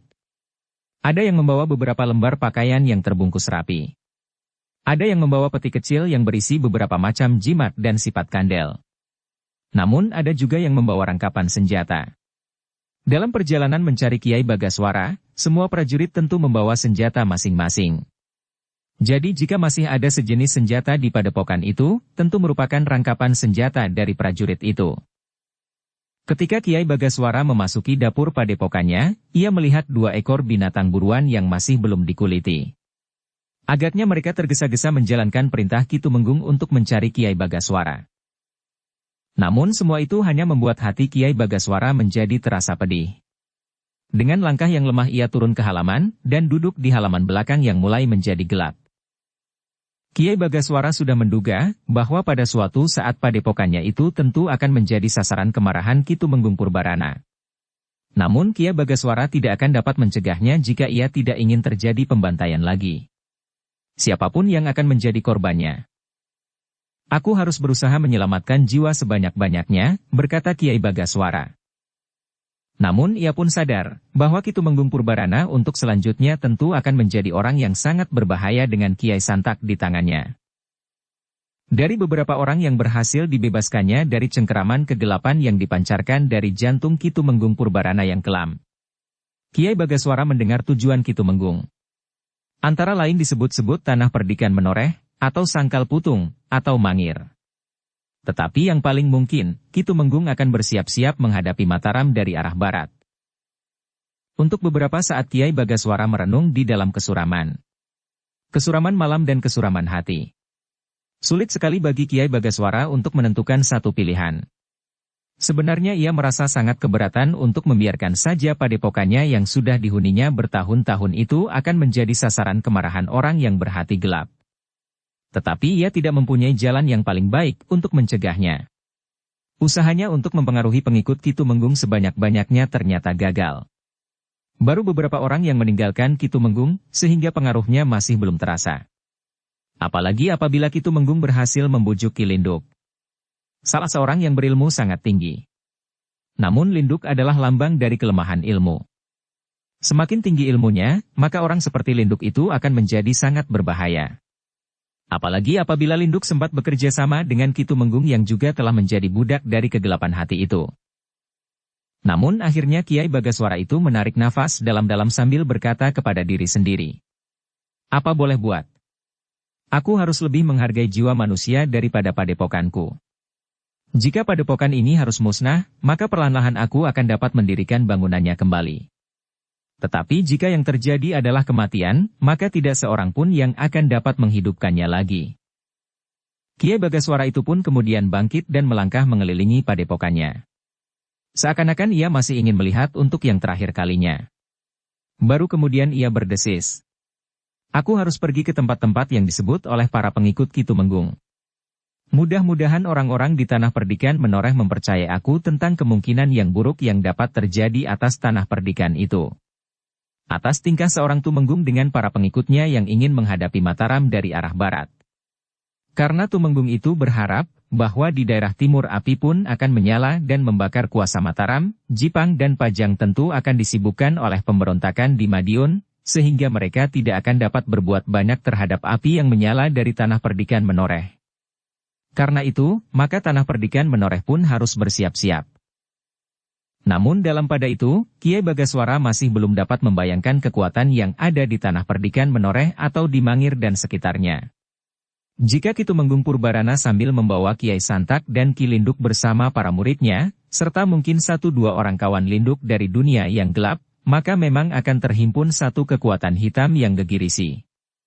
Karena itu, maka telah timbul niat Kiai Bagaswara untuk pergi ke Tanah Perdikan Menoreh. Satu daerah yang paling mungkin dibandingkan dengan tempat-tempat lain, yang akan menjadi tujuan Ki Tumenggung Purbarana. Sementara itu dari Tanah Perdikan Menoreh, ia akan dapat pergi ke Mangir yang tidak terlalu jauh letaknya. Namun untuk sampai ke Mangir, maka Ki Tumenggung harus melewati sisi selatan Tanah Perdikan Menoreh. Niat Kiai Bagaswara pun menjadi bulat. Ia harus pergi meninggalkan padepokannya. Mungkin ia tidak akan dapat menahan diri apabila ia melihat padepokan itu benar-benar menjadi sasaran kemarahan Ki Tumenggung Purbarana, seorang yang benar-benar telah terbenam dalam kegelapan, yang sudah sampai hati membunuh gurunya sendiri, dan bahkan sama sekali tidak mencegah pembantaian yang dilakukan oleh para pengikutnya terhadap para cantrik. Ketika ia sudah melihat sekali lagi bangunan-bangunan yang ada di padepokannya itu, maka ia pun kemudian melangkah melintasi halaman. Untuk beberapa saat ia berdiri di regol halaman dan memandang ke arah padepokannya yang diselubungi oleh kegelapan itu. Sambil menarik nafas dalam-dalam, maka Kiai Bagaswara pun kemudian melangkah meninggalkan padepokannya, untuk menempuh satu perjalanan yang jauh. Belum lagi langkah Kiai Bagaswara melintasi satu bulak panjang, maka rasa-rasanya ia benar-benar sudah terpisah dari sesuatu yang selama ini mengikatnya. Padepokan. Aku harus melupakannya, berkata Kiai Bagaswara. Dalam pada itu, di hutan di seberang sungai, Ki Tumenggung mengumpat-umpat tidak habis-habisnya. Ia sudah merasa bahwa ia akan gagal. Malam itu, Kiai Bagaswara tentu sudah melarikan diri jauh-jauh. Ia dapat memanfaatkan gelapnya malam sehingga tidak dapat dilihat oleh para prajuritnya. Tetapi perwiranya yang berambut putih menganggap nalar Ki Tumenggung itu terlalu banyak dipengaruhi oleh perasaannya, sehingga ia tidak lagi berpikir dengan bening. Namun dengan kegagalan itu, maka Ki Tumenggung pun akhirnya memerintahkan para pengikutnya untuk kembali ke padepokan. Hampir setiap orang di dalam pasukan itu menarik nafas dalam-dalam. Mereka sudah mulai diganggu oleh perasaan lapar. Padahal hasil buruan yang didapat hari itu, masih belum dikuliti. Dengan demikian, apabila mereka sampai di padepokan, mereka masih belum dapat makan dengan segera, karena beberapa orang di antara mereka masih harus masak lebih dahulu. Tetapi bagi mereka saat itu, yang paling baik adalah kembali ke padepokan. Lewat tengah malam mereka baru memasuki regol padepokan. Padepokan yang sangat gelap. Belum ada lampu yang terpasang. Karena itu, demikian mereka berada di dalam padepokan, pertama-tama beberapa orang telah membuat api dan menyalakan obor. Kemudian mereka mulai memasuki ruang masing-masing, sementara beberapa orang yang lain, setelah meletakkan senjata mereka, langsung pergi ke dapur. Ki Tumenggung masih saja mengumpat-umpat. Dengan suara geram ia berkata, "Kita akan mencarinya dalam 1 hari besok. Jika kita tidak berhasil, maka aku tidak akan menunda-nunda lagi keberangkatanku untuk menemui Ki Linduk. Selanjutnya kita menuju ke Mataram dari arah barat." Malam itu, Ki Tumenggung Purbarana hampir tidak dapat tidur sama sekali. Kegelisahan, kemarahan dan dendam menyala di hatinya. Bahkan ia menjadi curiga, bahwa dengan tiba-tiba saja paman gurunya tidak datang menyerang padepokannya, sehingga karena itu, maka Ki Tumenggung Purbarana telah memperingatkan orang-orang untuk tidak menjadi lengah. Tetapi dugaan itu memang masuk akal. Mungkin saja Kiai Bagaswara dengan cantrik-cantriknya tiba-tiba saja menyergap di malam buta. Karena itu, maka para pemimpin kelompok telah memerintahkan orang-orangnya untuk bergantian berjaga-jaga, di samping sekelompok yang memang bertugas di regol dan halaman. Namun Kiai Bagaswara sama sekali tidak berniat untuk menyerang. Bahkan setiap keinginan untuk menyelesaikan persoalannya dengan kekerasan, ia berusaha untuk mencegahnya. Yang dilakukan oleh Kiai Bagaswara ternyata hanya berusaha untuk memberitahukan bahaya yang mungkin akan datang mengancam sasaran yang sudah ditentukan oleh Ki Tumenggung yang sangat berbahaya itu, apalagi setelah ia menguasai keris Kiai Santak. Dengan demikian Kiai Bagaswara berusaha untuk mencegah pembantaian yang akan dilakukan oleh Ki Tumenggung atas mereka yang sebenarnya tidak bersalah, karena kesalahan itu ada pada Ki Tumenggung sendiri. Malam itu, padepokan yang dihuni oleh Ki Tumenggung dan orang-orangnya tidak terganggu oleh apapun juga. Sebagian besar dari para pengikut itu dapat tidur setelah mereka keletihan. Bahkan ada di antara para prajurit itu yang sama sekali tidak membersihkan kaki dan bahkan tidak mengganti pakaiannya yang semula basah oleh air rawa-rawa yang kotor, namun yang kemudian telah menjadi kering dengan sendirinya oleh panas tubuhnya. Di hari berikutnya, Ki Tumenggung masih memerintahkan beberapa orangnya untuk mencari Kiai Bagaswara. Jika mereka menemukan Kiai Bagaswara dimanapun juga, maka mereka harus berusaha untuk membujuknya datang ke padepokan. Jika ia berkeberatan, maka ia harus ditangkap. Tetapi kalian harus menyadari bahwa Paman Bagaswara adalah orang yang memiliki ilmu yang gegirisi. Karena itu, jika kalian merasa tidak mampu menghadapinya, maka kalian harus mengirimkan isyarat dengan panah sendaren, pesan Kiai Bagaswara. Aku sendiri akan datang menangkapnya. Jika ia melawan, maka Kiai Santak akan segera mengakhiri hidupnya. Namun ternyata tidak seorang pun di antara para pengikut Ki Tumenggung yang bergerak dalam kelompok-kelompok itu menjumpai Kiai Bagaswara, karena Kiai Bagaswara sudah ada dalam perjalanan menuju ke Tanah Perdikan Menoreh. Memang satu perjalanan yang jauh. Tetapi Kiai Bagaswara di masa mudanya, sebelum ia menetap di sebuah padepokan, adalah seorang pengembara, sehingga perjalanan yang panjang itu bukan merupakan satu persoalan yang tidak teratasi.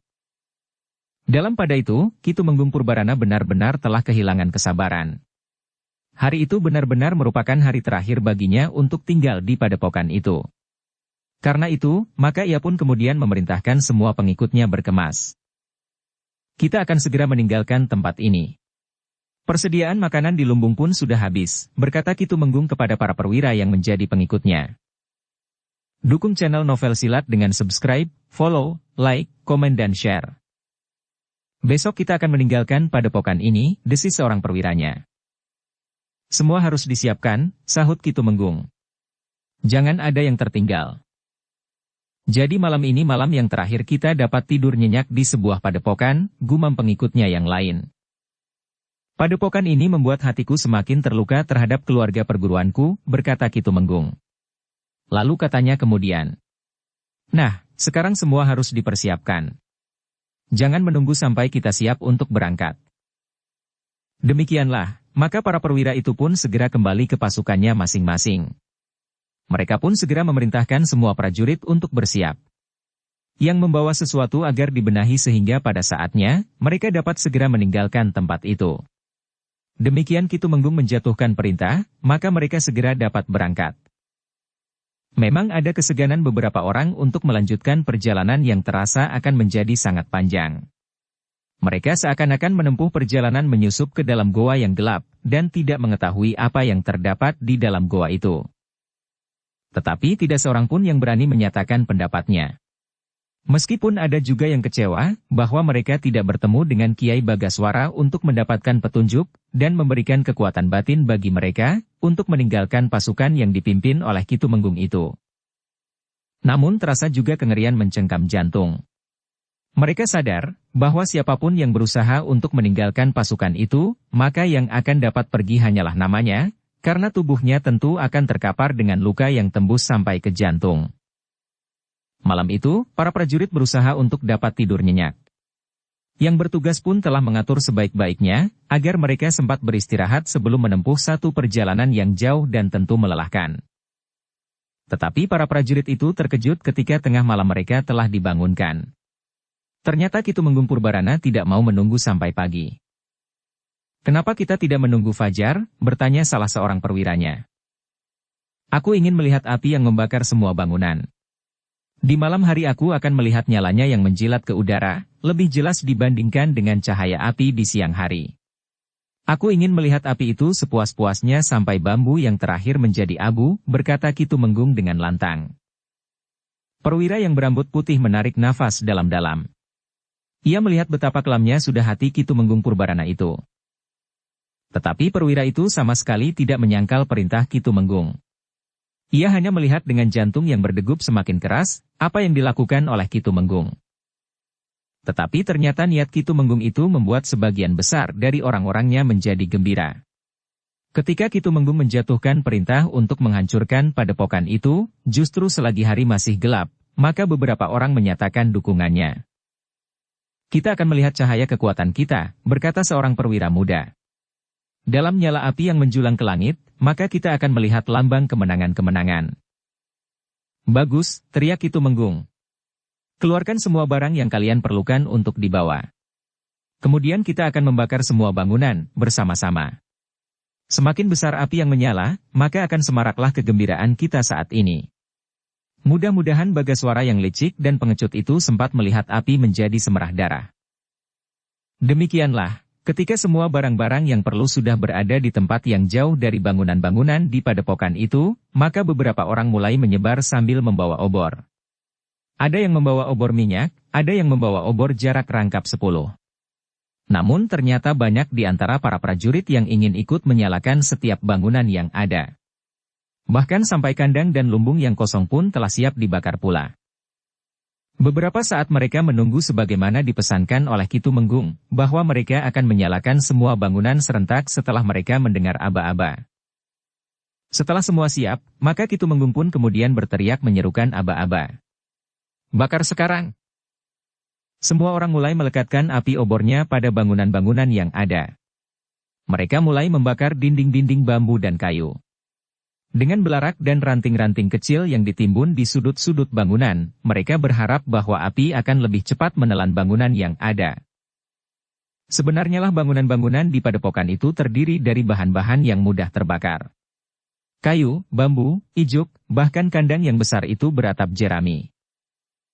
Karena itu, maka sejenak kemudian, maka api pun kelihatan mulai tumbuh semakin besar. Rumah-rumah mulai melontarkan lidah api ke udara. Semakin lama semakin besar, sehingga akhirnya, padepokan itu menjadi lautan api yang mengerikan. Ki Tumenggung dan para pengikutnya itu pun kemudian bergeser menjauh. Api yang semakin besar itu memang memberikan kegembiraan kepada mereka. Ki Tumenggung bahkan bagaikan orang yang kehilangan akal. Dan bahkan berteriak. Bagus, bertiuplah angin yang kering. Sampai saatnya seisi padepokan ini menjadi debu yang terhambur tidak berarti sama sekali. Malam itu angin memang bertiup.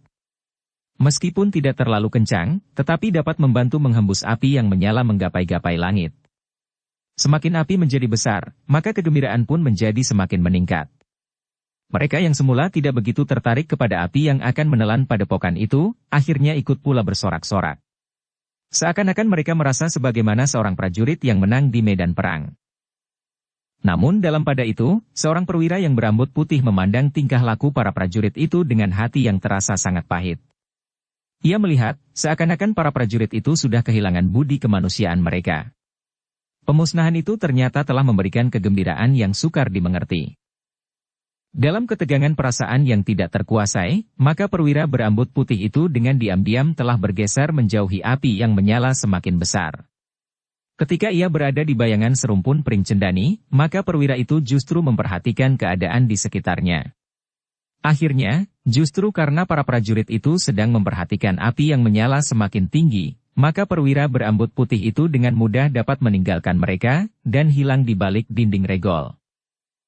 Namun, demikian ia melangkah beberapa langkah menjauh, tiba-tiba saja di luar dugaan, hampir saja ia membentur sesosok tubuh yang juga sedang melingkari sebuah gerumbul perdu. Dengan serta-merta perwira berambut putih itu meloncat surut. Dalam waktu yang sekejap, di tangannya telah tergenggam sebilah pedang. Dadanya menjadi berdebar-debar ketika dalam keremangan malam ia melihat sosok tubuh yang berdiri di hadapannya, yang juga sudah menggenggam pedang pula. Kau Kakang, desis sosok tubuh itu. Perwira berambut putih itu menjadi tegang. Dengan senjata siap di tangan ia berkata, "Ya, aku memang sudah mengambil keputusan, apapun yang terjadi. Jika kau menghalangi aku, maka entahlah, bahwa aku tidak akan dapat mengekang diri." "Maksudmu, kau akan mencegah aku?" Orang itu tiba-tiba menggeram. "Bagiku, lebih baik aku mati daripada aku harus kembali ke padepokan. Kakang, sebaiknya kau tidak usah menjilat kaki Purbarana dengan berusaha menangkap aku. Kita sudah saling mengetahui kemampuan kita masing-masing. Jika kita terlibat dalam pertempuran, maka kita tidak akan dapat mengatakan, siapakah yang akan tetap hidup." Perwira berambut putih itu termangu-mangu mendengar jawaban sosok tubuh yang hampir membenturnya itu. Tetapi sebelum ia berkata sesuatu, orang itu mendahului, katanya. "Minggirlah. Tidak ada gunanya kita berselisih. Biarlah aku memilih jalanku sendiri. Dan kau memilih jalanmu." "Kau akan berbuat apa?" bertanya perwira berambut putih itu. "Jika kau datang untuk mencegah aku, kau tentu sudah tahu bahwa aku akan melarikan diri dari kekuasaan Ki Tumenggung Purbarana yang sudah menjadi gila itu. Jika aku masih terikat kepadanya, maka aku pun akan menjadi gila pula." Perwira berambut putih itu menarik nafas dalam-dalam. Sejenak kemudian ia pun justru menyarungkan pedangnya. Tetapi sebelum ia mengatakan sesuatu, orang yang datang kemudian itu menggeram. "Jangan menghina aku Kakang. Kau sangka kau akan dapat menangkap aku tanpa mempergunakan senjata?" Tetapi perwira berambut putih itu tersenyum. Katanya, "Tujuan kita sama. Aku juga sudah jemu berada di antara pasukan yang telah kehilangan arah perjuangannya itu. Pada saat Ki Tumenggung Prabadaru masih ada, rasa-rasanya kita melihat satu jalan yang panjang yang akan kita tempuh, tetapi rasa-rasanya jelas jalan itu menuju kemana. Tetapi sekarang agaknya sudah menjadi berlainan. Kita melihat jalan ini menuju kegelapan, tanpa mengetahui apa yang ada di dalam kegelapan itu. Orang yang datang kemudian itu termangu-mangu sejenak. Namun ia pun kemudian menyarungkan pedangnya pula sambil berkata, "Jika demikian, marilah. Kita akan pergi jauh dari Ki Tumenggung itu. Mungkin aku ingin kembali saja ke Pajang, menyerahkan diri dan mohon pengampunan." Perwira berambut putih itu mengangguk-angguk. Katanya, "Baiklah. Marilah, mumpung orang-orang gila itu sedang menikmati mimpi mereka yang mereka cari di antara jilatan lidah api yang menelan seluruh padepokan, yang tidak bersangkut paut dengan dendam yang semula mendorong kita melakukan perjuangan ini." Demikianlah, keduanya pun kemudian dengan cepat meninggalkan padepokan itu semakin jauh. Sekali-sekali mereka berpaling. Jantung mereka serasa berdegup semakin keras jika mereka melihat api yang bagaikan menjilat langit. Dengan cepat, maka seisi padepokan pun menjadi musnah. Api yang mewarnai langit dengan warna darah itu mulai susut. Perlahan-lahan. Namun semuanya sudah menjadi debu. Beberapa orang di padukuhan yang agak jauh melihat juga api yang menyala itu. Dua orang peronda telah membangunkan kawan-kawannya ketika mereka melihat langit berwarna darah. Namun mereka tidak mengetahui dari mana timbulnya warna itu. Apalagi mereka sama sekali tidak mendengar isyarat apapun juga. Memang ada yang menyangka bahwa api itu berkobar di padepokan yang mereka kenal. Tetapi yang mengherankan bagi mereka, sama sekali tidak ada isyarat kentongan sama sekali. "Mungkin mereka membakar jerami," berkata salah seorang dari para peronda. Sampai langit menjadi merah, kawannya bertanya. Yang pertama termenung sejenak. Namun kemudian katanya, "Entahlah. Tetapi sama sekali tidak ada tanda bahaya. Mungkin mereka sengaja membakar sesuatu yang cukup besar sehingga api bagaikan menjilat langit. Besok kita akan dapat menengoknya," berkata seorang di antara mereka. Lalu, "Sekarang aku akan tidur." Mereka tidak banyak lagi memperhatikan warna merah di langit. Meskipun masih ada juga di antara mereka yang duduk-duduk di sudut padukuhan sambil melihat warna merah itu. Sementara itu, api yang menelan seisi padepokan itu sudah mulai mereda. Ki Tumenggung Purbarana memandang api yang susut itu dengan kepuasan tersendiri. Sedangkan beberapa orang justru menjadi kecewa bahwa api akan segera padam sebelum matahari membayang. Tetapi ketika warna merah di langit oleh lidah api itu menjadi surut, maka warna fajarlah yang mulai nampak. Namun ternyata bahwa warna merah yang kemudian merata di langit mempunyai watak yang jauh berbeda dengan warna merah yang sudah susut itu. Warna merah yang dilontarkan oleh cahaya fajar justru memberikan kesegaran menyongsong hari yang akan datang, sedangkan warna merah yang dilontarkan oleh api yang menelan padepokan itu adalah warna maut dan ketamakan. Dalam pada itu, setelah api menjadi semakin kecil, maka Ki Tumenggung pun telah memerintahkan orang-orangnya untuk bersiap-siap. Mereka akan segera meninggalkan onggokan abu yang akan segera lenyap ditiup angin. Beberapa batang pepohonan telah ikut menjadi kering dan bahkan terbakar sebagaimana semua bangunan yang ada. Tetapi ketika para prajurit itu sudah berkumpul, terjadi pula satu keributan. Para prajurit dan Ki Tumenggung Purbarana tidak lagi menemukan perwira berambut putih dan seorang perwira muda yang lain.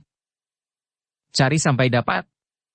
Mungkin mereka pergi ke sungai," teriak Ki Tumenggung Purbarana yang mulai marah.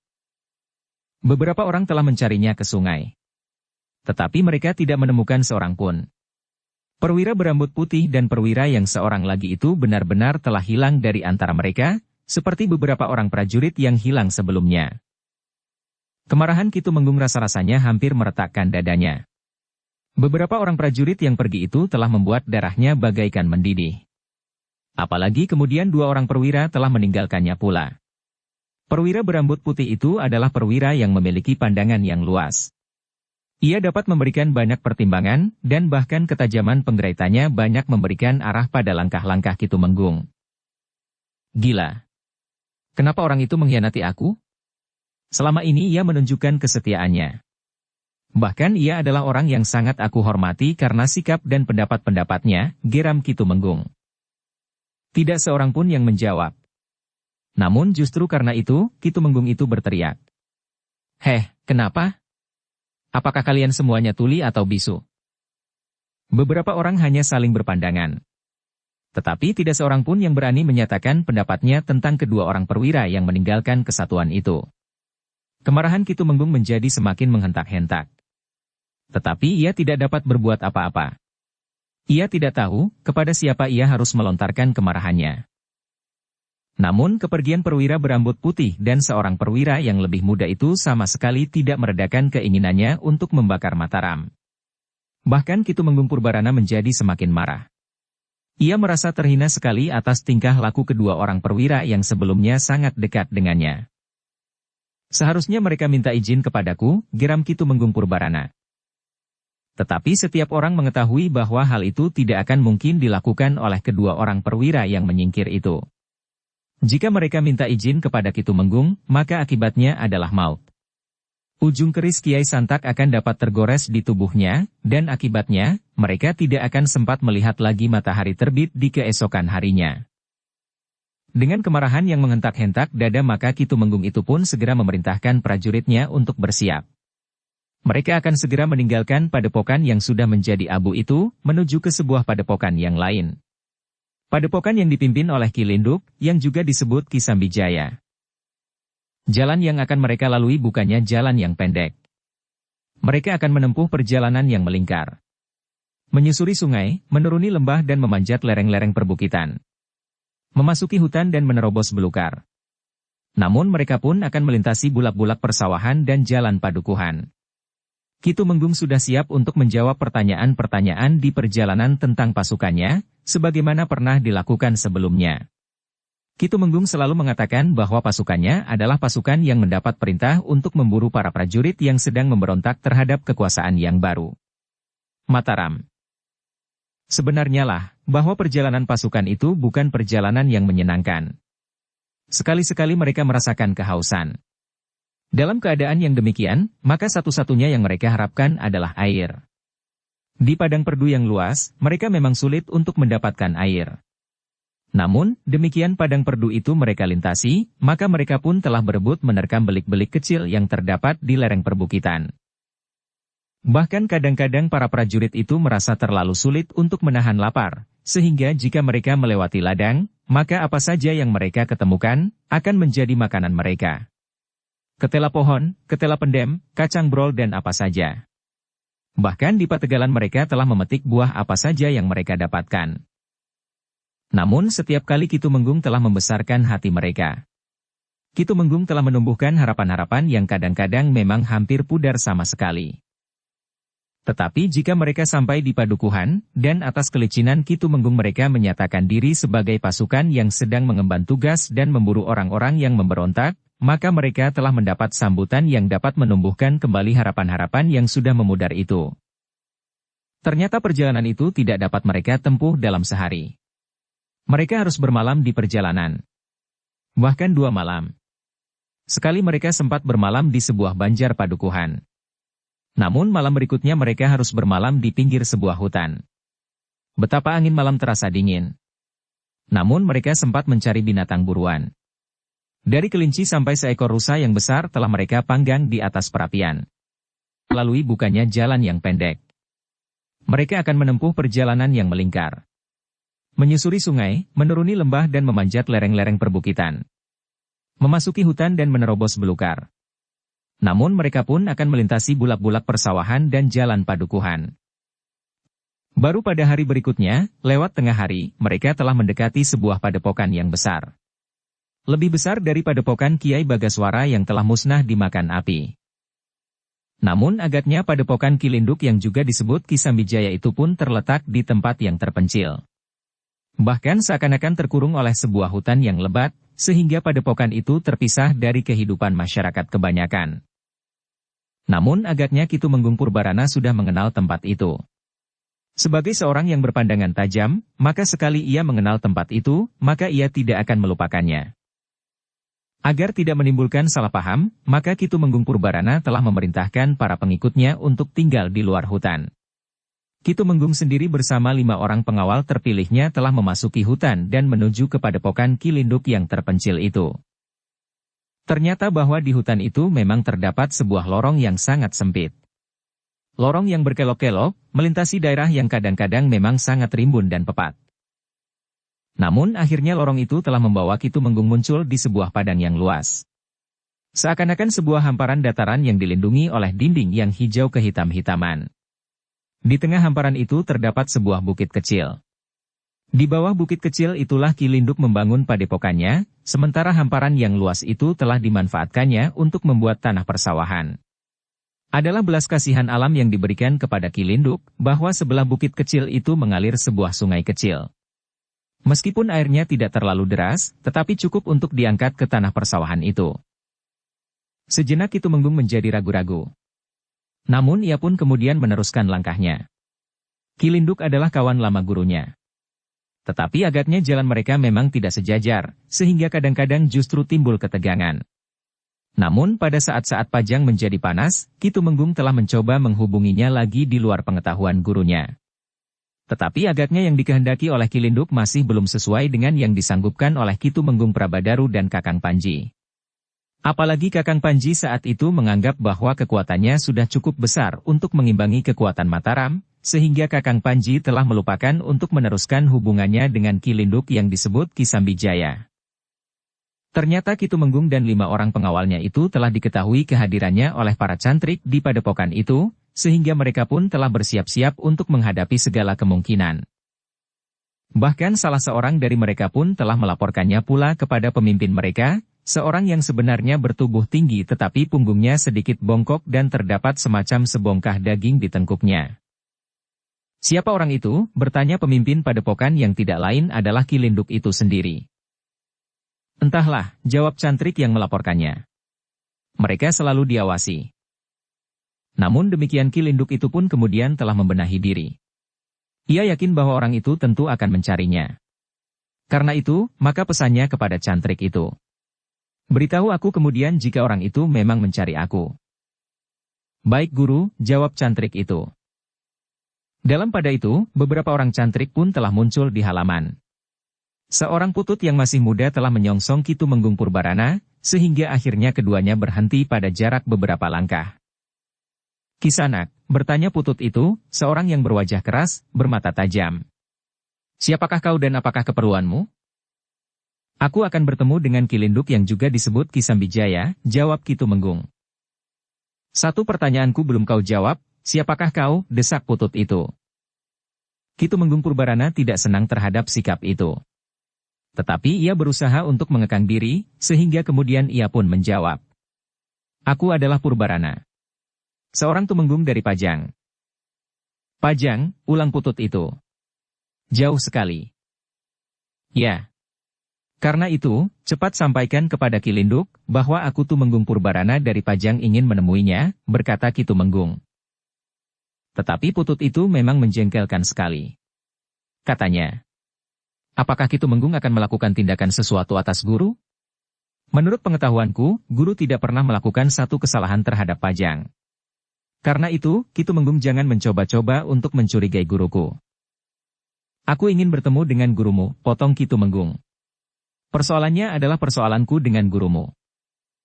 Aku adalah putut tertua di sini, jawab putut itu. Aku memiliki wewenang hampir seperti guruku. Tetapi belum seperti gurumu. Nah, sebelum persoalannya bergeser dari persoalan yang baik menjadi suram, aku ingin bertemu dengan gurumu.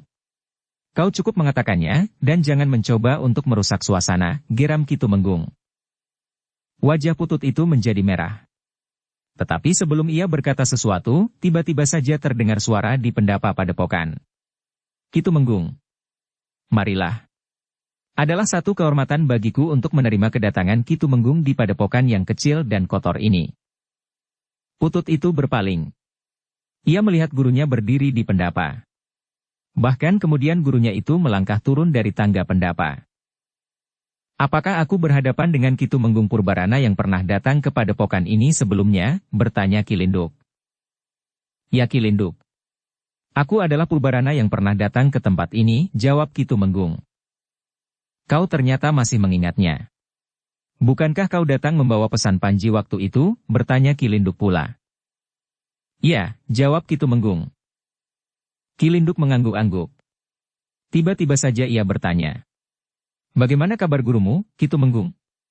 Gurumu adalah sahabatku, meskipun kadang-kadang ada perbedaan sikap dan pandangan hidup di antara kami.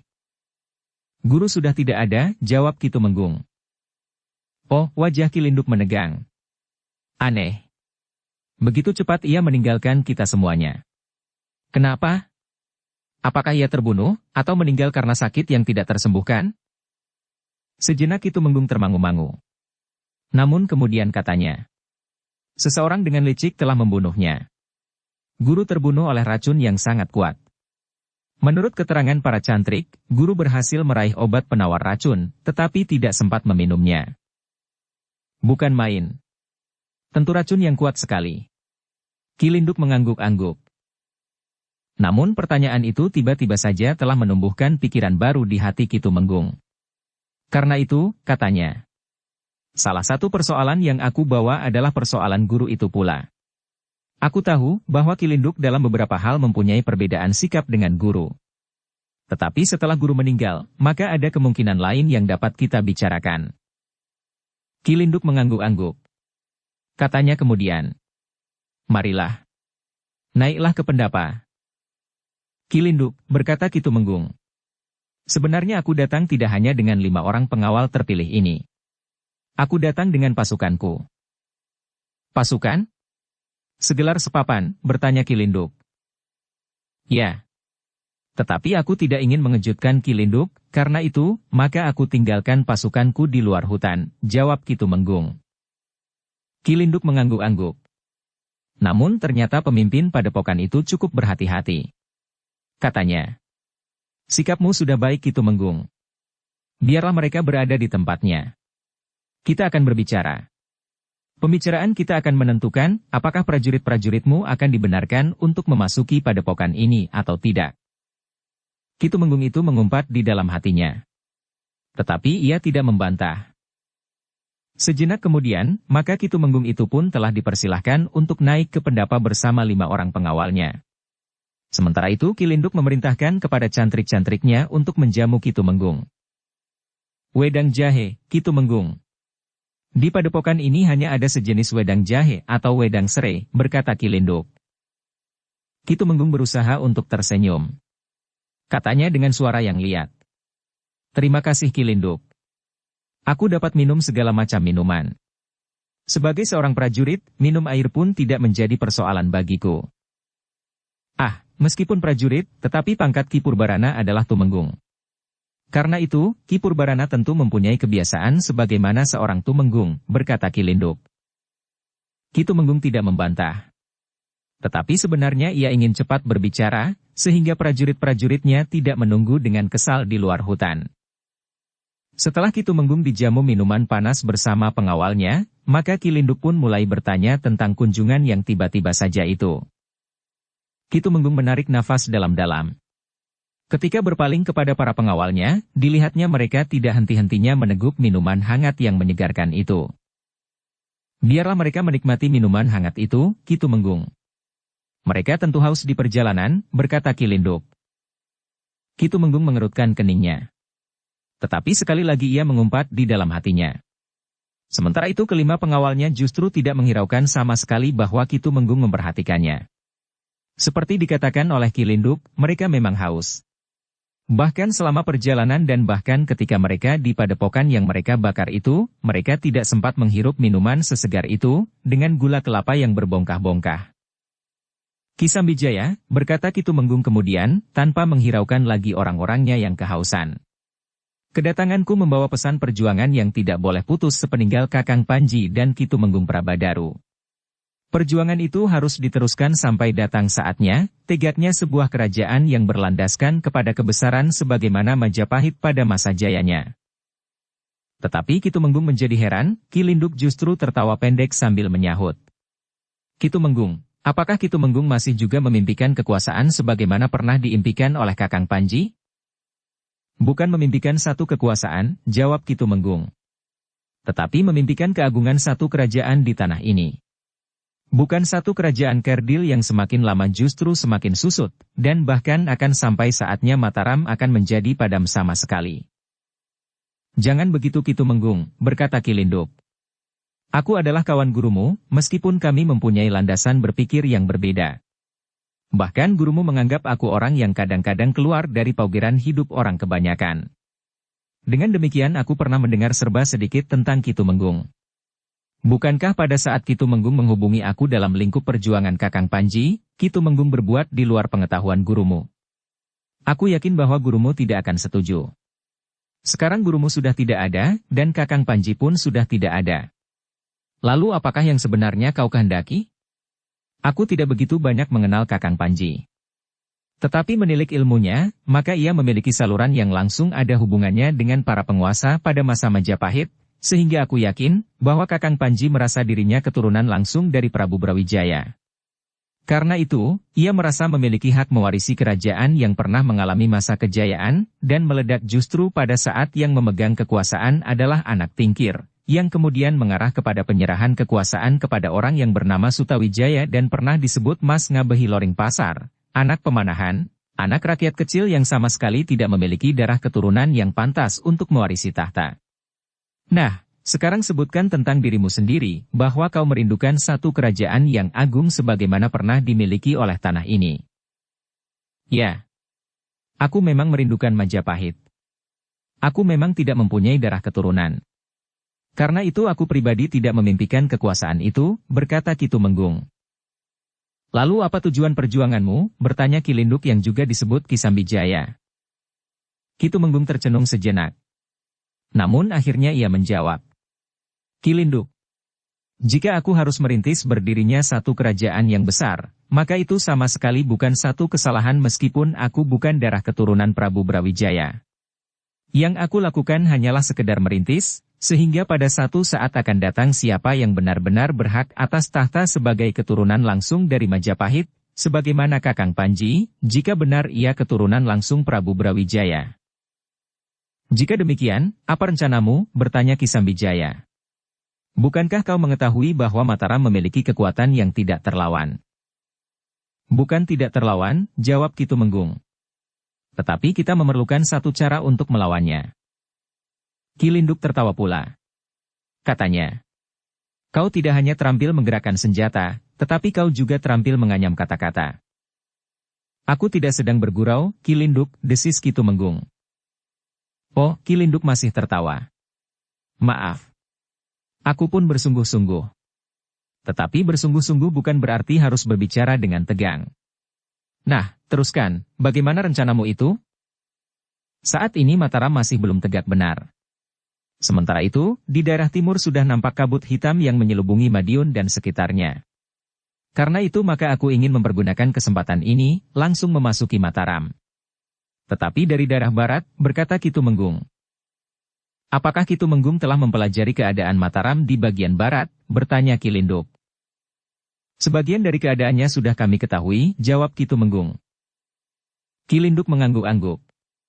Namun rasa-rasanya masih ada beberapa persoalan yang tersangkut di hatinya.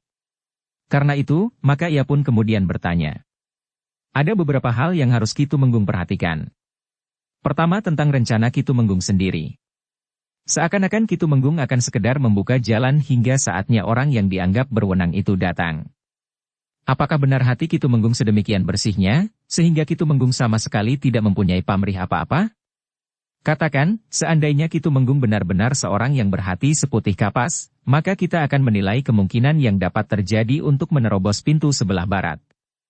Jika Ki Tumenggung baru mengetahui sebagian saja dari keadaannya, maka Ki Tumenggung akan benar-benar bermain api dalam genangan minyak. Maksud Kilinduk, bahwa aku sendirilah yang ingin duduk di atas tahta Mataram? Dan yang kedua, bahwa aku belum mengetahui dengan pasti keadaan tanah perdikan Menoreh atau Mangir. Ya, jawab Kilinduk. Hal yang demikian memang mungkin. Rasanya senang juga menjadi seorang raja. Apalagi aku sudah warisi keris guruku. Agaknya aku memang akan mendapat wahyu keraton, jawab Ki Tumenggung. Tetapi seandainya tidak demikian, maka aku akan berwenang memilih siapakah yang paling pantas untuk duduk di atas tahta. Aku akan melihat, siapakah yang memang memiliki wahyu itu. Kilinduk menarik nafas dalam-dalam. Tetapi disorot matanya membayangkan keraguan hatinya. Namun dalam pada itu ia berkata, seandainya demikian, lalu bagaimana dengan pintu sebelah barat itu? Apalagi yang dicemaskan, bertanya Ki Tumenggung. Ki Tumenggung, berkata Kilinduk. Ki Tumenggung adalah seorang prajurit yang memiliki pengamatan yang tentu jauh lebih tajam dari pengamatanku. Tetapi menurut pendapatku, sebelum Ki Tumenggung memasuki satu daerah, maka Ki Tumenggung harus tahu dengan pasti, apakah yang ada di daerah itu. Karena itu aku ingin menasehatkan agar Ki Tumenggung melangkah lebih berhati-hati. Bukan sekedar didorong oleh perasaan yang sedang menyala. Ki Tumenggung menarik nafas dalam-dalam. Katanya, terima kasih Kilinduk. Aku akan melakukannya. Tetapi aku ingin penjelasan, bagaimana sikap Kilinduk menanggapi persoalan yang aku katakan itu. Kilinduk mengerutkan keningnya. Kemudian katanya, maksud Ki Tumenggung, bahwa aku akan terlibat langsung di dalam gerakan Ki Tumenggung itu? Ya, jawab Ki Tumenggung. Lalu apa keuntunganku, bertanya Kilinduk. Bukankah dalam tugas ini akan dapat timbul banyak kemungkinan? Misalnya beberapa orang cantriku akan terluka dan bahkan terbunuh? Ki Tumenggung mengerutkan keningnya. Ia memang sudah menduga bahwa hal seperti itu akan ditanyakannya. Karena itu, maka seakan-akan tanpa berpikir Ki Tumenggung menjawab. Ki Sambijaya. Hal yang wajar sekali. Sebenarnya Kilinduk pun tentu sudah mengetahui, apa yang paling baik bagi Kilinduk. Kilinduk mengerutkan keningnya. Namun kemudian ia masih bertanya. Aku tidak mengerti Ki Tumenggung. Ki Sambijaya, berkata Ki Tumenggung. Tentu tidak ada yang lebih baik bagi Ki Sambijaya daripada pengesahan bagi satu wilayah yang luas sebagai tanah perdikan. Ki Sambijaya tidak hanya sekedar menjadi seorang pemimpin sebuah padepokan kecil seperti ini. Tetapi Ki Sambijaya akan menjadi seorang kepala tanah perdikan. Kilinduk tiba-tiba saja tertawa. Katanya, jangan mengajari aku bermimpi Ki Tumenggung.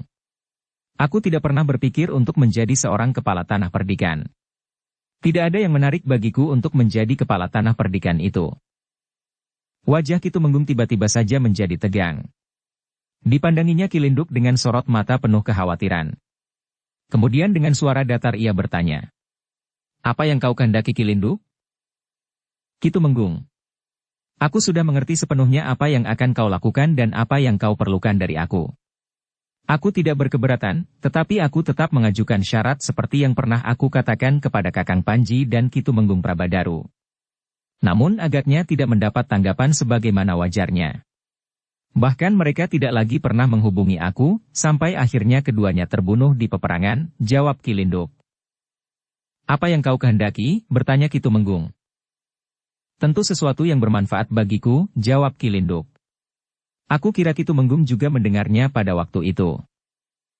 Kilinduk menghendaki isi seluruh wilayah Mataram, bertanya Ki Tumenggung dengan tegang. Jangan tergesa-gesa, jawab Kilinduk sambil tertawa. Aku waktu itu memang menghendaki isi seluruh kota Mataram. Maksudku, sebagai satu pasukan yang bedah Kutha Emboyong Putri, maka aku akan mendapatkan harta benda yang ada di Mataram. Aku memang tidak memerlukan seorang putri pun. Sehingga karena itu, maka yang kami inginkan adalah kekayaan yang tersimpan di Mataram. Sementara itu, kalian akan mendapatkan kotanya, yang akan dapat kalian bangun menjadi pusat pemerintahan, atau akan kalian hancurkan sama sekali, untuk kemudian mendirikan satu pusat pemerintahan yang baru di daerah timur, sebagaimana masa kejayaan Majapahit. Dan syarat itu masih tetap, bertanya Ki Tumenggung. Aku memang berpikir seperti itu. Pada waktu Kakang Panji berusaha memecah Mataram, agaknya ia memang berkeberatan untuk memenuhi permintaan ini, karena banyak sekali pihak yang terlibat, sehingga jika semua menuntut hak seperti itu, maka akhirnya justru akan menjadi kacau. Namun sekarang kita tidak akan melibatkan banyak pihak. Karena itu, maka kita dapat membicarakannya lebih baik, jawab Kilinduk. Punggung Ki Tumenggung menjadi semakin basah oleh keringat yang bagaikan terperas dari tubuhnya. Namun untuk sementara Ki Tumenggung masih berdiam diri. Dibiarkannya Ki Sambijaya mengucapkan tuntutannya bagi kerjasama yang sedang mereka persiapkan. Bersambung ke bab 282. Dukung kami dengan subscribe, follow, like, komen dan share. Terima kasih.